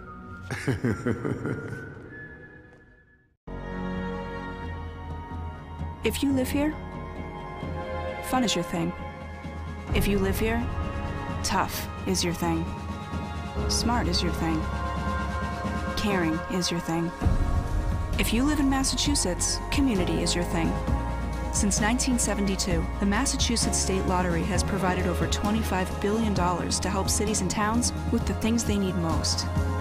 If you live here, giving is your thing.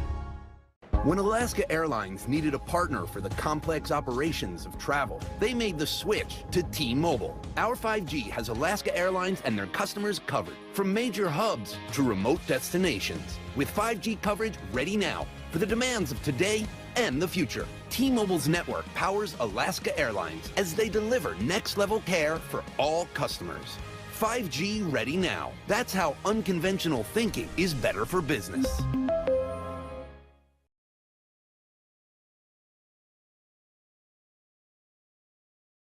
How do you respond after a nightmare 6th inning? Well, we shall see as the Harborhawks come back into the 7th inning against Cam Schulke. Yeah, they don't have much daylight left. Maybe what, a half hour? Cam's probably feeling good right now again. First pitch, Nolan Shonowell takes low. It's 5, 6, and 7. Zach Berman, Austin Takuta, Drake Toll in a game that has been, needless to say, not the finest hour for the currently first place Hyannis Harborhawks, as there's a called strike. Not a game to remember. That is 6 errors on the ledger for the Hyannis Harborhawks. And a game that they have led twice in is Shonowell, a weak chopper to first. Schulke fields fires in time, 1 down. It's a good way to field your position by Cam Schulke. Made it look routine. A lot of pitchers have trouble with those weak ground balls up the line, but not Cam Schulke. Batter is Dom Patelli, who has struck out, singled, and struck out 1 for 3. All right, time to play the game called End Time, where we look at... hey, you're 7-12? Is that where you are? 7-12 was the last game played here. Cotuit YD, they completed 7 innings, and 7-12 they said, no thank you, we have seen enough, it is dark. How? How 7-12? I don't know how 7-12. I think 7 p.m. and 12 minutes is when they called that game. 1-0, Patelli swings and misses 1-1. Well, here's a question for you, Drake. You just have a nightmare defensive inning. Oh. How do you rally the troops in the dugout and say, we can still come back and make this a game? I don't know.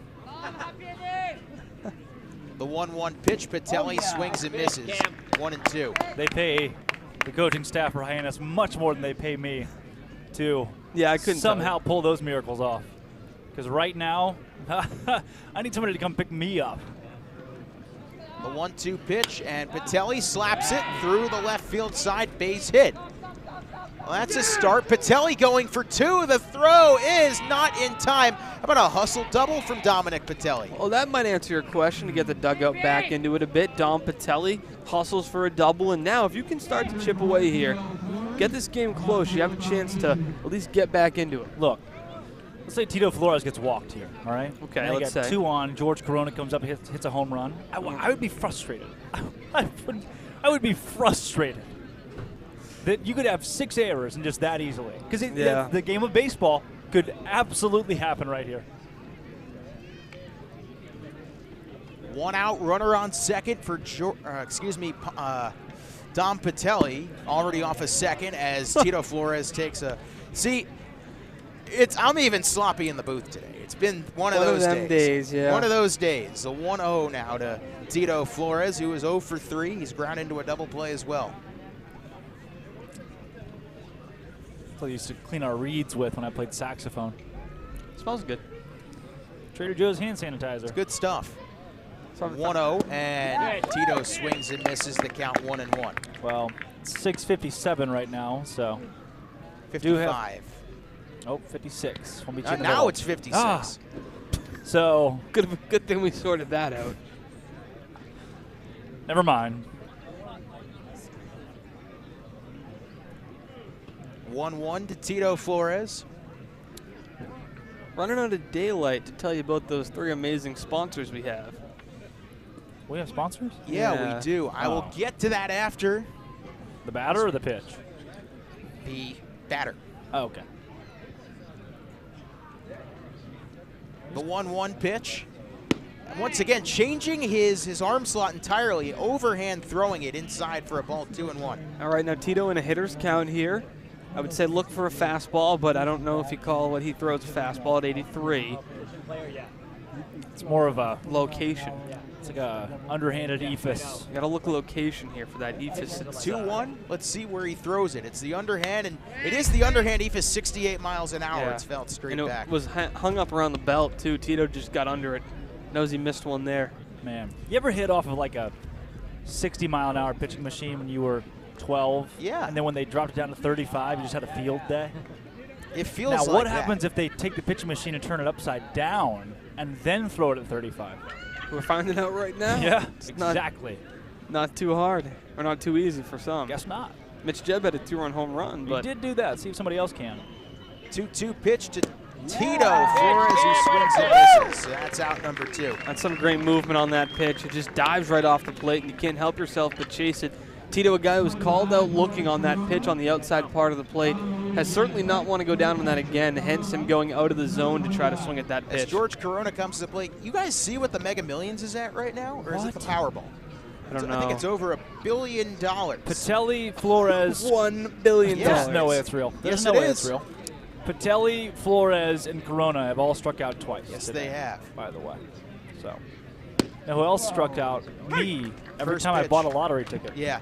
So yeah, the Mega Millions is at $1.2 billion, and you know who sells that the Mega true? Million? Yes, it is. The Massachusetts Inflation, State man. Lottery Also applies to the as a lottery. proud sponsor of the Cape Cod Baseball League. The Massachusetts State Lottery, as that pitch is taken inside, is celebrating the games we love playing, from the baseball diamond to the many lottery games, including that $1.2 billion Mega Millions that helps support all 351 cities and towns across the Commonwealth. Here's to 50 years of winning and 50 more. Pitch Does the taken Mega inside, Million 2-0.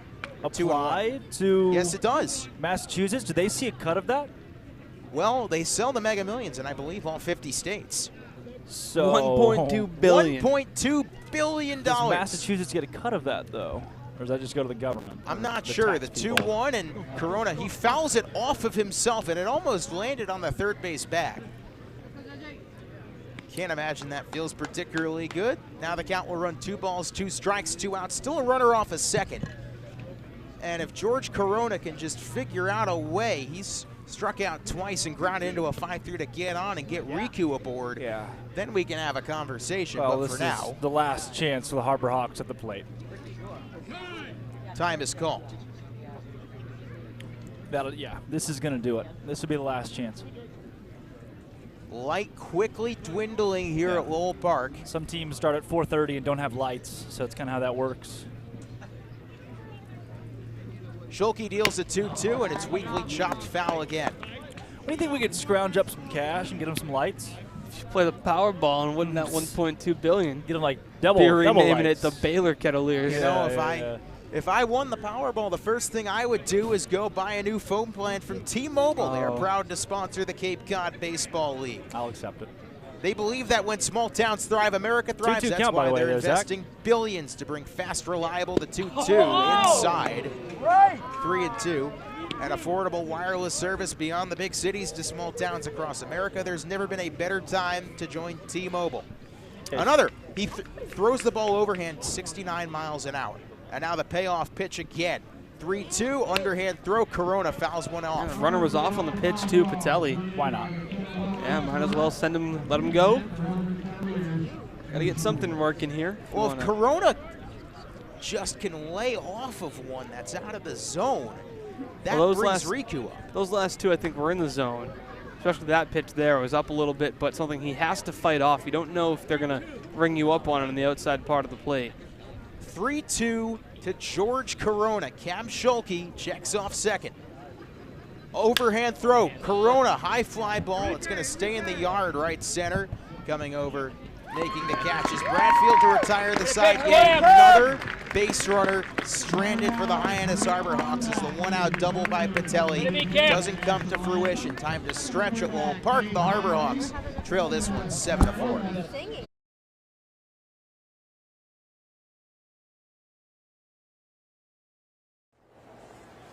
Diet Coke? Were you my mom? You should be so lucky, because you know what moms do? Well, I suppose we should start with the whole giving you life thing. It seems like that should be enough. No? Okay. What about her ability to send shockwaves through the neighborhood without saying a word? Or whip up a ridiculous handmade costume that you forgot to tell her about? Not to make you happy, but because she had a reputation to uphold. She invented rideshare, called it carpool, and did it for free. She didn't need those dating apps either. You copied her jeans, her spin, her shoes, her scrunchie, and whether you realize it or not, her music. Why not? Oh, and she can win any argument in 4 words. Because I said so. Everything you're trying to do, she's already done it, did it better, and she did it with a Diet Coke in her hand. So, drink what your mama gave you. Lose a job? Just have a baby? Just turned 26 and are off your parents' health insurance? Well, the Massachusetts Health Connector has you covered. When life changes mean healthcare changes, the Health Connector makes sure that you still have coverage. The Health Connector won't let you go without coverage. Reach out to learn more. Call us today at 1-877-MATS. MA-enroll. That is 1-877-MA-enroll. Or go to MassachusettsHealthConnector.org/get-help. Get covered today. Ty Langenberg back out for his second inning of work as the Harbor Hawks trail this one 7-4 in the bottom of the 7th as the light rapidly draining from the sky here at Lowell Park. Zach Berman, Austin Takuta, Drake Toll. I think the best way you can describe this game from a Harbor Hawks standpoint is draining as well. I got good news for you, Zach. What's that good news? This is not the last game of the regular season, because if it was and the Harbor Hawks were riding this streak of games they're currently on into the postseason, I would be very, very concerned. You still have plenty of games to get right before the postseason comes, but you need some kind of, there's a ball outside of Loma Vita, you need some kind of click with this team to go back to where they were before the All-Star break, because since that weekend, boy, it's the Titanic at the end of the movie. Loma Vita takes a called strike 1-1. You know what happens at the end of the movie? No, never seen it. Oh, no. Yeah, you don't want to know what happens at the end of the movie. Boy. Yeah. Is that the ship or Yeah. the plane? Well, it was the ship. 1-1 pitch. Loma Vita takes a strike there. That's that changeup from Langenberg, 1-2. All in all, a frustrating day for the Hawks and a lot of self-inflicted mistakes. The 1-2 weakly chopped foul count will stay 1-2. But like you mentioned, even if the Harbor Hawks lose tonight and relinquish first place, they can take first place right back Friday, as these two teams will meet again at 6 p.m. Friday night from McKeon Park. They could. Ball Well, was at 93 foul. If this game was at McKeon Ballpark, you've got 2 more innings to work with your bats. But here, I don't think you have a single one. There's no way you finish it out. 1-2 pitch. Loma Vita chops it on the ground, foul towards Earhart. We stay to 1-2. You got to think, top of the 8th inning rolls around. The Hawks, if they put up a rally and say they take the lead, it's going to take some time. They're down 3. By the time that ends, there's no way Cotuit gets through their at-bats in the bottom of the 8th inning to complete the whole inning and complete the game. So I would say 1-2, taken low. They're going to try to play the 8th, but I don't know that it's going to matter. No, I don't think so. You can tell the cloud cover here is not helping you whatsoever. There's no sun. There are no lights to help you either. I can get my car. My headlights are decent. Actually, my left headlight's better than my right one. 2-2 pitch, and it's weakly chopped on the ground. Shotwell will take it to the bag in time for the out. Shotwell has been quite good at first base when the rest of the team seemingly not great defensively. He's been a beacon of consistency at first. Now, he's been real good. He's fielded his position well, and it's a good sign to see him steady over at the first base bag. It was him and Justin Hyannis trading off games over at first, and the Hawks are certainly missing Justin Hyannis' bat since the draft, and now it's Shotwell every day at first. Phil Matulia had some time there. He's also gone, so it's going to be Shotwell every day at first. First pitch, a fastball taken up high and away by Eddie Park, 1-0. Well, I mean, you can also have Pancho Ruiz play first base if need be, and he's shown in limited time that he can play the position. 1-0. Foul tipped into the glove of Corona. So what is the appeal, the strategy? What is it about not having lights at a ballpark? Do you think is the luster for three of these teams in the league. Pitch hit up the middle, through for a base hit as Eddie Park has had himself a day. He is now 2 for 3. He's reached base 3 out of 4 times. Drake, back to what you were saying. I don't know. What is... I guess, you know, you have to argue, you know, for some, there's a rustic factor to it, but yeah, maybe in 2022 it doesn't hold the same appeal. But for teams like Cotuit, for YD, for Brewster, you can also use it as a competitive advantage as the pitch is taken low by Trotter Harlan. Which is one of the worst things possible on earth. You can use the light to win a baseball game. It's not going to matter tonight. Nope. Good point. 1-0. Trotter Harlan swings through that. Count 1-1. Harlan nice. 2 for 3 with an RBI single. Should the Harbor Hawks get to see the 8th inning, it will be Riku, Jeb, and Sirota. So the 3 guys you'd want to start a rally. I think they're going to come up to the plate because there would be no point to play the bottom of the 7th. But pitch even if they start a rally, like I said, it doesn't matter. There's not enough daylight for the Hawks to have a rally. Yeah. Either put up 3 runs or more, and then go to the bottom of the 8th and finish the game. I got news for you, too. Mike Roberts actually is the manager of Cotuit. 2-1. Taking low 3-1. So that's a guy that, I mean, he's seen his fair share of games where the lights become an issue, and there's a certain amount of gamesmanship and chess that plays into that. So 3 balls, 1 strike, 1 out, a 7-4 game. 3-1, and Langenberg walks the number 8 hitter Harlan. So barring a strange, crazy turn of events, the Harbor Hawks will... It would take a unidentified flying object to hover over the field here with a light beam big enough to cover the playing surface for us to continue. Is that what the Titanic was about? No, that was what Alien. Nope was about. Oh. That was actually Alien with, oh man. Sigourney Weaver? Sigourney Weaver, that's what I was going for, yeah. So the batter that one, have you? is Sam Ruda, who has been quite good tonight. He's got 3 RBIs, 2 RBI doubles.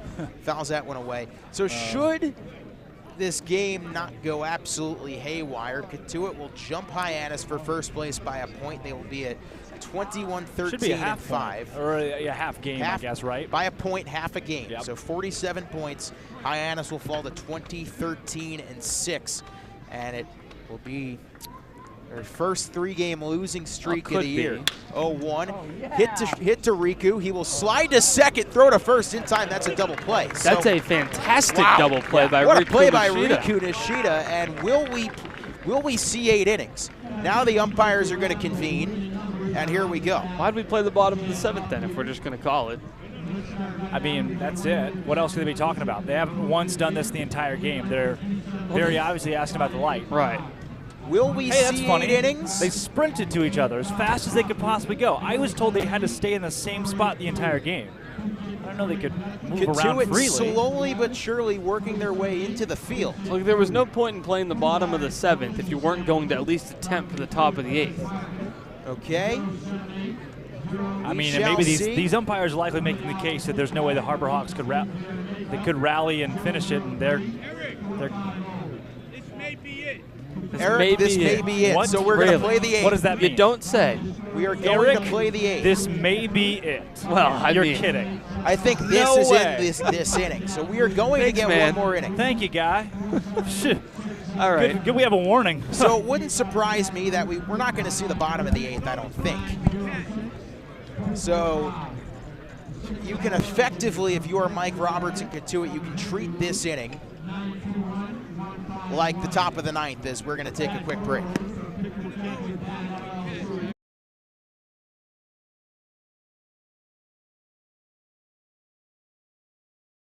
When Alaska Airlines needed a partner for the complex operations of travel, they made the switch to T-Mobile. Our 5G has Alaska Airlines and their customers covered, from major hubs to remote destinations, with 5G coverage ready now for the demands of today and the future. T-Mobile's network powers Alaska Airlines as they deliver next-level care for all customers. 5G ready now. That's how unconventional thinking is better for business. This BBB seal is a badge of honor. It's a sign that this is a business you can trust. Hi. Oh, this is amazing. Each year, millions of people see the BBB seal on a door or a window or a website and breathe a little easier. See the seal and know you've made the right choice. Find a business you can trust. Ask BBB.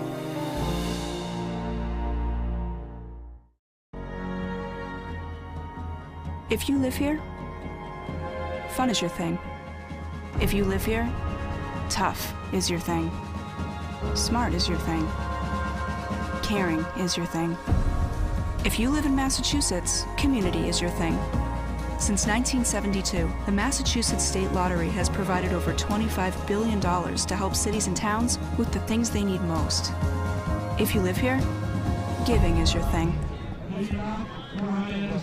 It's the top of the 8th. I'm surprised we're still here, but where else in the lineup would you rather be to start a rally than Riku Nishida, Mitch Jebb, Mike Sirota? Might not be a more beautiful place in America to watch the sunset. No, Cotuit, historic Lowell Park. Very historic, according to them. Zach Berman, Drake Toll, Austin Takuda, and the new pitcher for Cotuit, a man that we have seen start 2 games for the Kettleers against the Hawks. That would be Zach Chappell. First pitch is inside and high, 1-0 to Riku Nishida. The last time the Hawks saw Chappell, he only went 1 1/3, and the Hawks lit him up. 5 runs, 3 of them earned. So a curious decision by Mike Roberts here. Could do 5 runs right here. It's not going to matter. 1-0, Riku grounds it to short. Fielded by Troy. He double clutches, fires to first, just a hair ahead of the speedy Nishida, and that's the quick out, number 1. That Roberts could have thrown anybody, really. It's not going to matter. He could have thrown you, he could have thrown me. You simply cannot get a full 8th inning in if the Hawks rally. No, there's no way. And not to mention, Cotuit is not going to go start swinging at the first pitch. The lights ended, the last game here, the lights ended at 7:12, the lack of lights. Yeah. It ended at 7:12 p.m. through 7 innings. Which makes 0 sense to me, by the way. It was 12-4, so I guess that part does make sense. Yeah. Batter is Mitch Jebb. He lays down a bunt. That's a beaut, and Mitch Jebb will reach on a single. How about this day for Mitch Jebb? Lost in the hullabaloo that was the defensive nightmare the Harbor Hawks have had. Mitch Jebb, who is DHing today, so he is immune from the fielding woes, has reached base all 5 times today. Yeah, really including impressive a home stuff. run. OBP is going to only climb for Mitch Jebb, and that guy gets hotter and hotter. And Zach, say the thing about blooping a blast. Well, you're going to need another bloop before you get your blast. Yeah. Mike Sirota steps up to the plate. But that was not the bloop. This would be the bloop. This would be the bloop. Yeah. Sirota, another good day for him, 2 for 4 with an RBI. Jebb, big lead off of first. Now the first pitch, Sirota takes up 1-0. I mean, you want the bloop early because a walk is going to take time. Yeah, time not on your side. No. So, you know, either a bloop or a catcher's interference. That's the preferable outcome. Loma Vida pretty good at not doing that as Chappell checks off first. I'm not sure if you're Mitch Jebb, I wouldn't be thinking stealing here because I don't know if swiping a bag down 3 necessarily. The only thing it's going to do is make Chappell pay more attention to you, and it's going to take more time off the clock, and time is already at such a premium. Yeah, if I'm Chappell, I just keep throwing it over to Johnson at first base until we go home. Why not? There's no reason to continue pitching. Yeah, you don't have to. If you really wanted to, if you got a 1-0 lead going into the second inning for Cotuit, you just kind of throw over to first base for a few hours, call it a day, walk home. 1-0 to Mike Sirota. Chappell deals, and it gets behind the catcher, Loma Vida. Jebb will dig for second. He's going to think about going 3. He holds up, so now 2-0, and hey, maybe at the very least, if you can at least get the tying runner to the plate. Do not give me hope, Zach Berman. I'm not giving you hope. Thanks. 2-0 the count on Mike Sirota, who's been so good this season. 2-0 pitch. Low call to strike, 2-1. Yeah. Good frame job. Again, Caleb Loma Vida has been a magician framing the baseball tonight.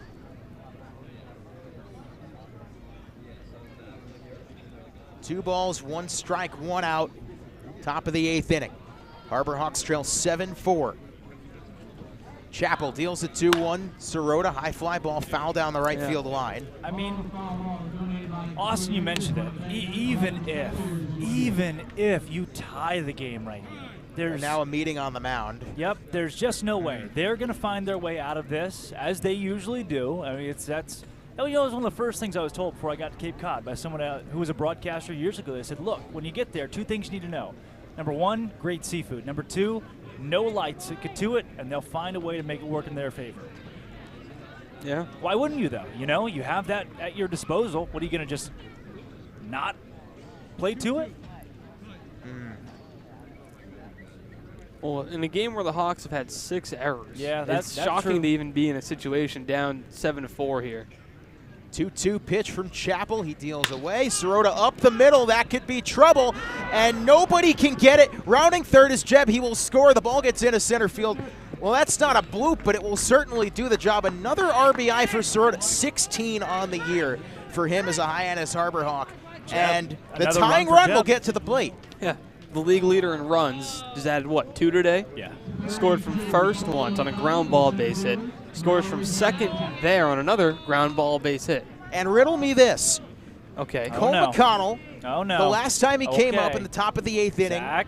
against Cotuit, he homered and tied the game. That game ended in a All tie. right, folks. Well, it's been great. Enjoyed being here with you today. Just air it all out there, Berman. Hey, he's got a chance here. That'll do First that. pitch, McConnell breaking there ball. it is. Called strike. How many more of those we got in us? The announcer's curse just does not exist to Zach Berman.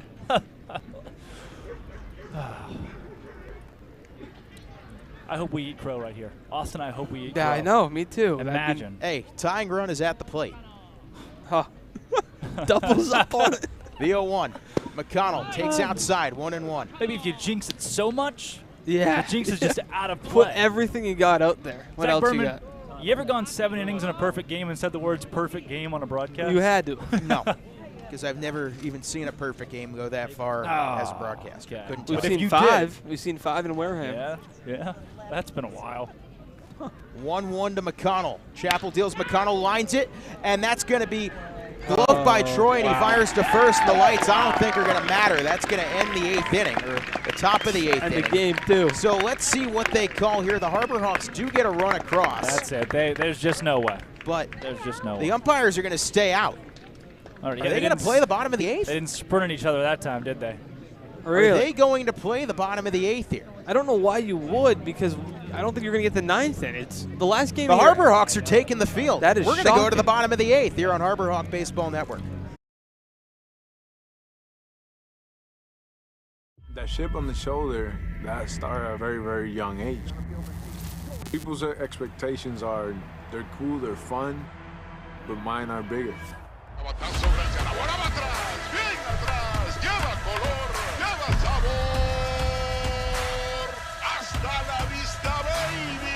When you play in New York, they want to see winners. It doesn't matter if it's a Monday or a Friday or a Saturday. You got to come with it, or those fans will let you know. Pick one thing from me, pick one other thing from another player, make it your own, you turn to who you want to be. What motivates me is the unknown. You know, how good can I be? You get away from the lights, get away from the camera. Mientras más presente yo esté en la caja de batería, más éxito tengo. Man, how can you not keep it fun, man? This is a kid's game. If you could go back and tell 10-year-old Francisco one thing, what would it be? You're a bad mother. Well, we're still here. Jordy Allard will come in the bottom of the 8th Shocking. inning. Allard down 7-5. I guess you got an off day tomorrow, though, so might as well use Allard in this spot here in the 8th. Yeah, we're surprised we're still here if you're just joining us. No lights at Lowell Park. Get ready for Hawk Talk. The last game that was played here ended at 7-12 through 7 innings due to the fact that there were no lights. But tonight we're going to play a little bit further, try to test our luck. Bottom of the 8th now. I did check with their PA guy. They have not gotten lights since that game either, so can establish that there are still no lights. 3 days ago, yeah. So if Allard works fast enough. Are they playing Sweet Caroline here? Are they actually doing that? Yes, they are. Was that them that started that? No, it's the Red Sox. It's Cotuit that does Sweet Caroline. Where Oh, all the not the fans Red say Sox? bump, bump, bump. Oh, I'm at the wrong spot. No, yeah. That's Fenway. Silly me. That's not historic Fenway. The historic one is Lowell Park. Lowell Park, right. Here it comes. Right, yeah. You ready? And there go the fans. They cut it off way electric, too early. yeah. They cut it off way too early. So it is 1, 2, and 3. Troy, Bradfield, and Cephas. No easy task for Allard, who needs possibly the quickest 3 outs of his Cape Cod Baseball League career. Well, Cotuit is known for going fast at the plate, especially with the sun going down, so hopefully these guys start swinging.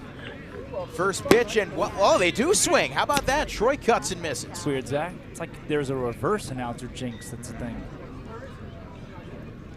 Tommy Troy walked as he takes that one for a ball. What you're going to see is Jordy Allard with a splitter changeup combo, and he's going to utilize both those pitches to Tommy Troy, because Tommy Troy, as we know, destroys fastballs. Everything else he's about average against.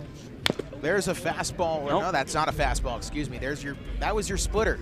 Specifically destroys fastballs when Mike Roberts throws them to him. Yeah, the home run derby. Allard's looking to bad work boys out as there. fast as possible here They in order to give his team a chance in the 9th inning. The 1-2 pitch, swing and a miss. Okay, all right, 1 down. Not an easy task to strike out Tommy Troy, so Jordy Allard again continues to do his thing. 1 down in the bottom of the 8th. The sun's kind of hanging around a little bit. That's a generous way of putting it. I mean, there's not much. I can see Yeah. pretty darn clearly. I think you can get. And I don't have my glasses or contacts in. Now what? Well, first pitch to Bradfield called a strike. Real Over. question. Cheaters. Can Zach see? I can see fine. I Well, actually then went to As the eye long doctor as Zach can see, yesterday. that's our litmus test. I got my prescription bumped up yesterday. The Ah, 0-1 big day. swinging a You didn't tell foul us, tip. man. What's a new prescription? 4.5. Oh. What was it before? Out of 20? 4.25. I don't know what it's out of. Oh. I'm a -2 in each. Whatever that means. Zero idea. Yeah. I have a 0-2, Allard deals, and it's hit on the ground to Shonowell at first, and quickly 2 outs in the 8th. And Wow. What's if happening Allard right works now? fast, Don't know. you can have a case for maybe, just maybe, hopefully playing the top of the 9th. Tessitore over to our left, too. I mean, So you never know what's going to happen. There's a chance. Now I'm with you, Zach. Start saying maybe. As CJ Cephas comes in, here's where it becomes important, because that RBI single by McConnell, if it's only a 2-run game, you have a case to maybe swing and a miss there by Cephas. Maybe it gives you a little bit more motivation to say, okay, let these 2 teams play it out. A 2-run deficit is a lot easier to make up in a short amount of time than a 3-run deficit. So the time is on your side, and Jordy Allard is going to get a ground ball. Riku bobbles, scoops, and fires in time. There's your quick Are they gonna call out it number here? 3. Are they going to call it here? I don't think so. I don't think so. You wouldn't have played the bottom of the 8th, but you never know with this. Yeah, this Roberts is crew. saying something. Roberts is saying something. I Tommy bet he's Troy not is out asking onto an the umpire field. what he had for lunch. Yeah, he's not They asking got what to he play had the for 9. lunch. You played the bottom of the 8th. And You got to play the 9. we shall say play on. Let's go to the 9th inning. Traffic is treacherous. There's a fender bender on the pike. Gonna be a wicked commute. The expressway's backed up to the gas tanks. Gridlock. Crawl. Snarl. Jamma. Bottleneck. Log jam. 128 is a parking lot. You'll be late for supper tonight. Keeping your car road ready is what we do best.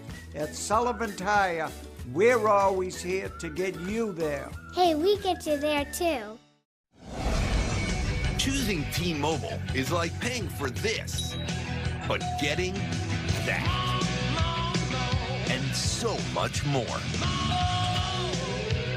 More 5G bars in more places.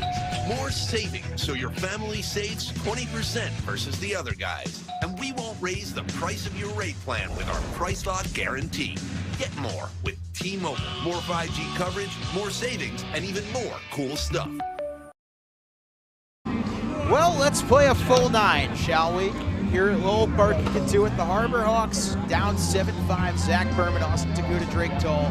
And it is still Zach Chappell in against 4, 5, and 6 for the Hawks. Drew Earhart, Nolan Shonowell, Dom Patelli, and Austin. The fact that the Harbor Hawks are even in this game, despite 6 errors, and when you look at the box score, both teams have 12 hits. Yeah. The 6 errors, literally the difference.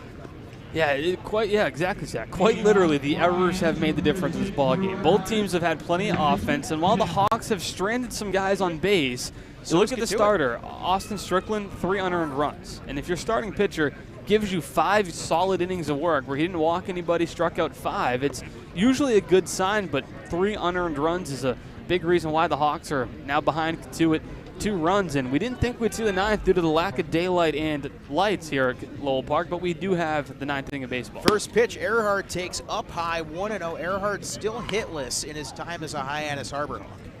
And point streak still has him listed as Tommy O'Rourke. Yeah. If Earhart gets on, the tying run comes to the plate. How? 1-0 to Earhart. High fly ball right field. Park will drift back under it, makes the catch. He will not get on. So the Harbor Hawks have 2 at-bats left to get a guy on base. And someone that can certainly do that is Nolan Shonowell. Shonowell Patelli. Will be Shonowell Patelli, possibly the last 2 guys standing in the defensive first place.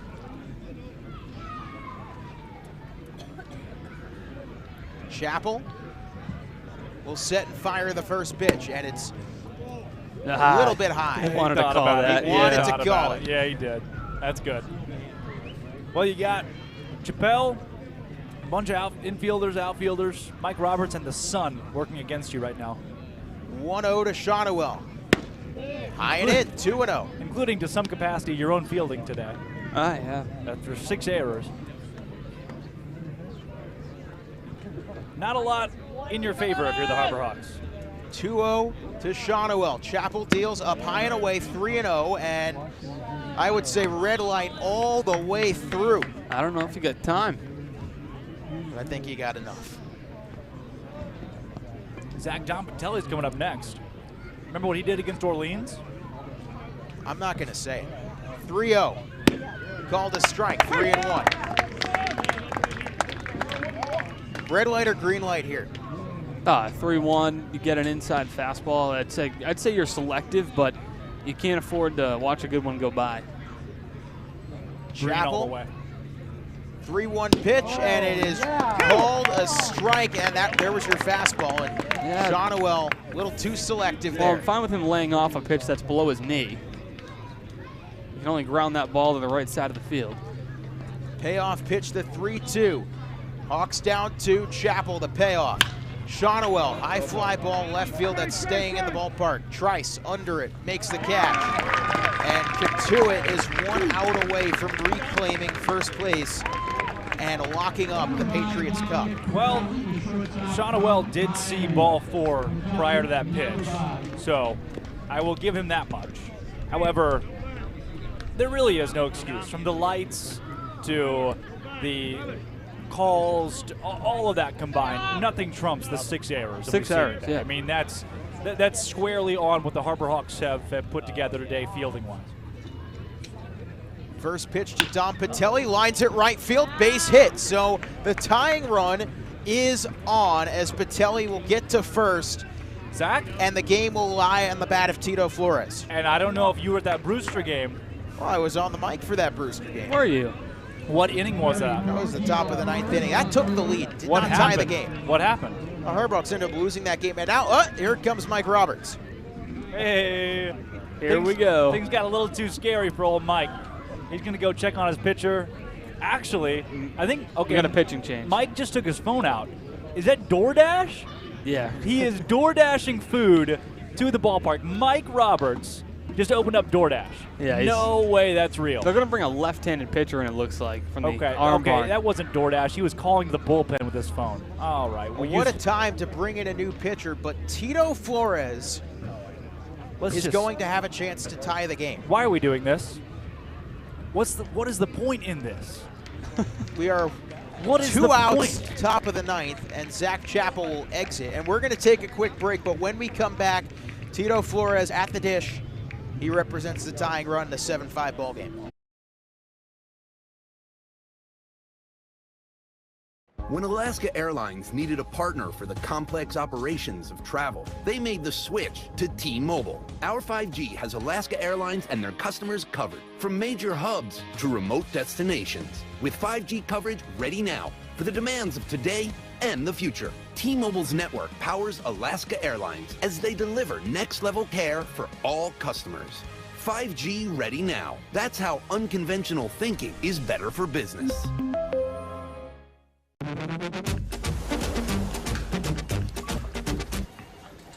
Tastes like a Coke.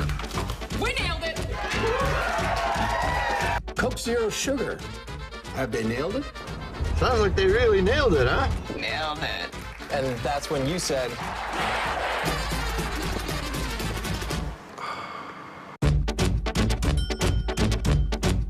So it really tastes like a Coke. Yeah, that's the point.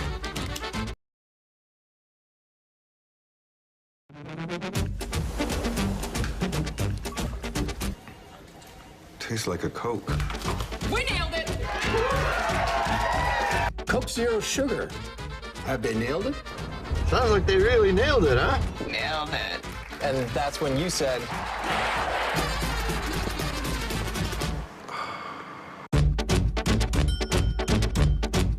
So it really tastes like a Coke. Yeah, that's the point. When it comes to buying or selling a home, you need a partner, not just an agent. For over 50 years, Gibson Sotheby's International Realty has set the standard in excellence and performance. A seasoned team that has thrived throughout all markets. Our agents live and work in your neighborhood and understand you. We are over 170 agents strong, backed by an in-house marketing team and global reach that is second to none. From studios to penthouses, purchasing to renting, our team provides unparalleled real estate services.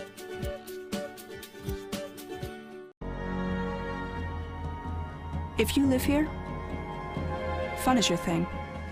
If you live here, tough is your thing. Smart is your thing. Caring is your thing. If you live in Massachusetts, community is your thing.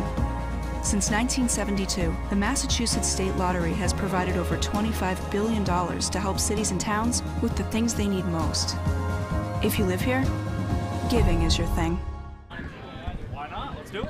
So the new pitching change is in. It is now Ryan Bruno, the Stanford product, on the bump.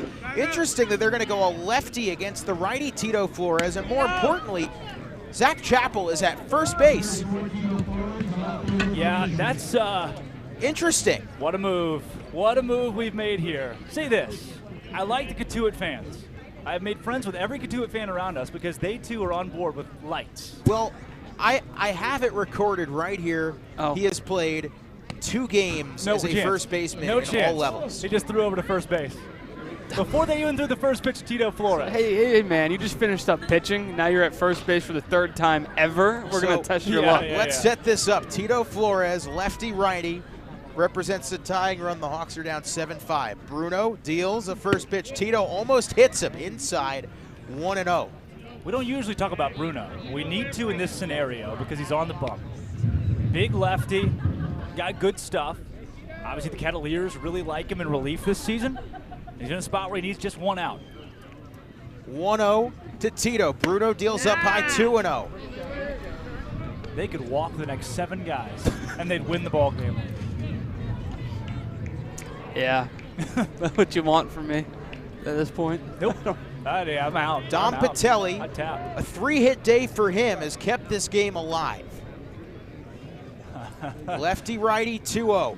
Tito takes a strike a little bit low, 2-1. They called it all night. I mean, that's consistent at least. Tito doesn't like it. That's the problem. As much as it might not be a strike, if he's called it since the first inning, you have to go after that pitch. He's called it consistently. Right, You've for seen both it all teams. night long. You have to at least foul that pitch off. I know 2-0 count, maybe watch it go, but it's not worth the conversation at this point in the game. Credit to that both teams have gotten the same calls behind the dish. 2-1.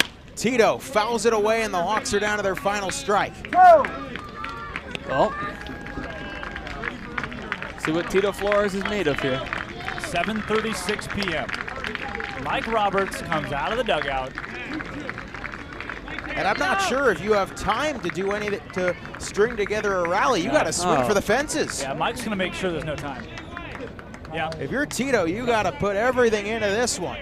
2 balls, 2 strikes, 2 outs, a runner on. The Hawks down 2. Bruno, the lefty, deals the 2-2, and Tito takes a pitch that I was sure was going to get called strike 3. Yeah, I don't know how you don't call that one a strike considering the other pitches that have been called tonight.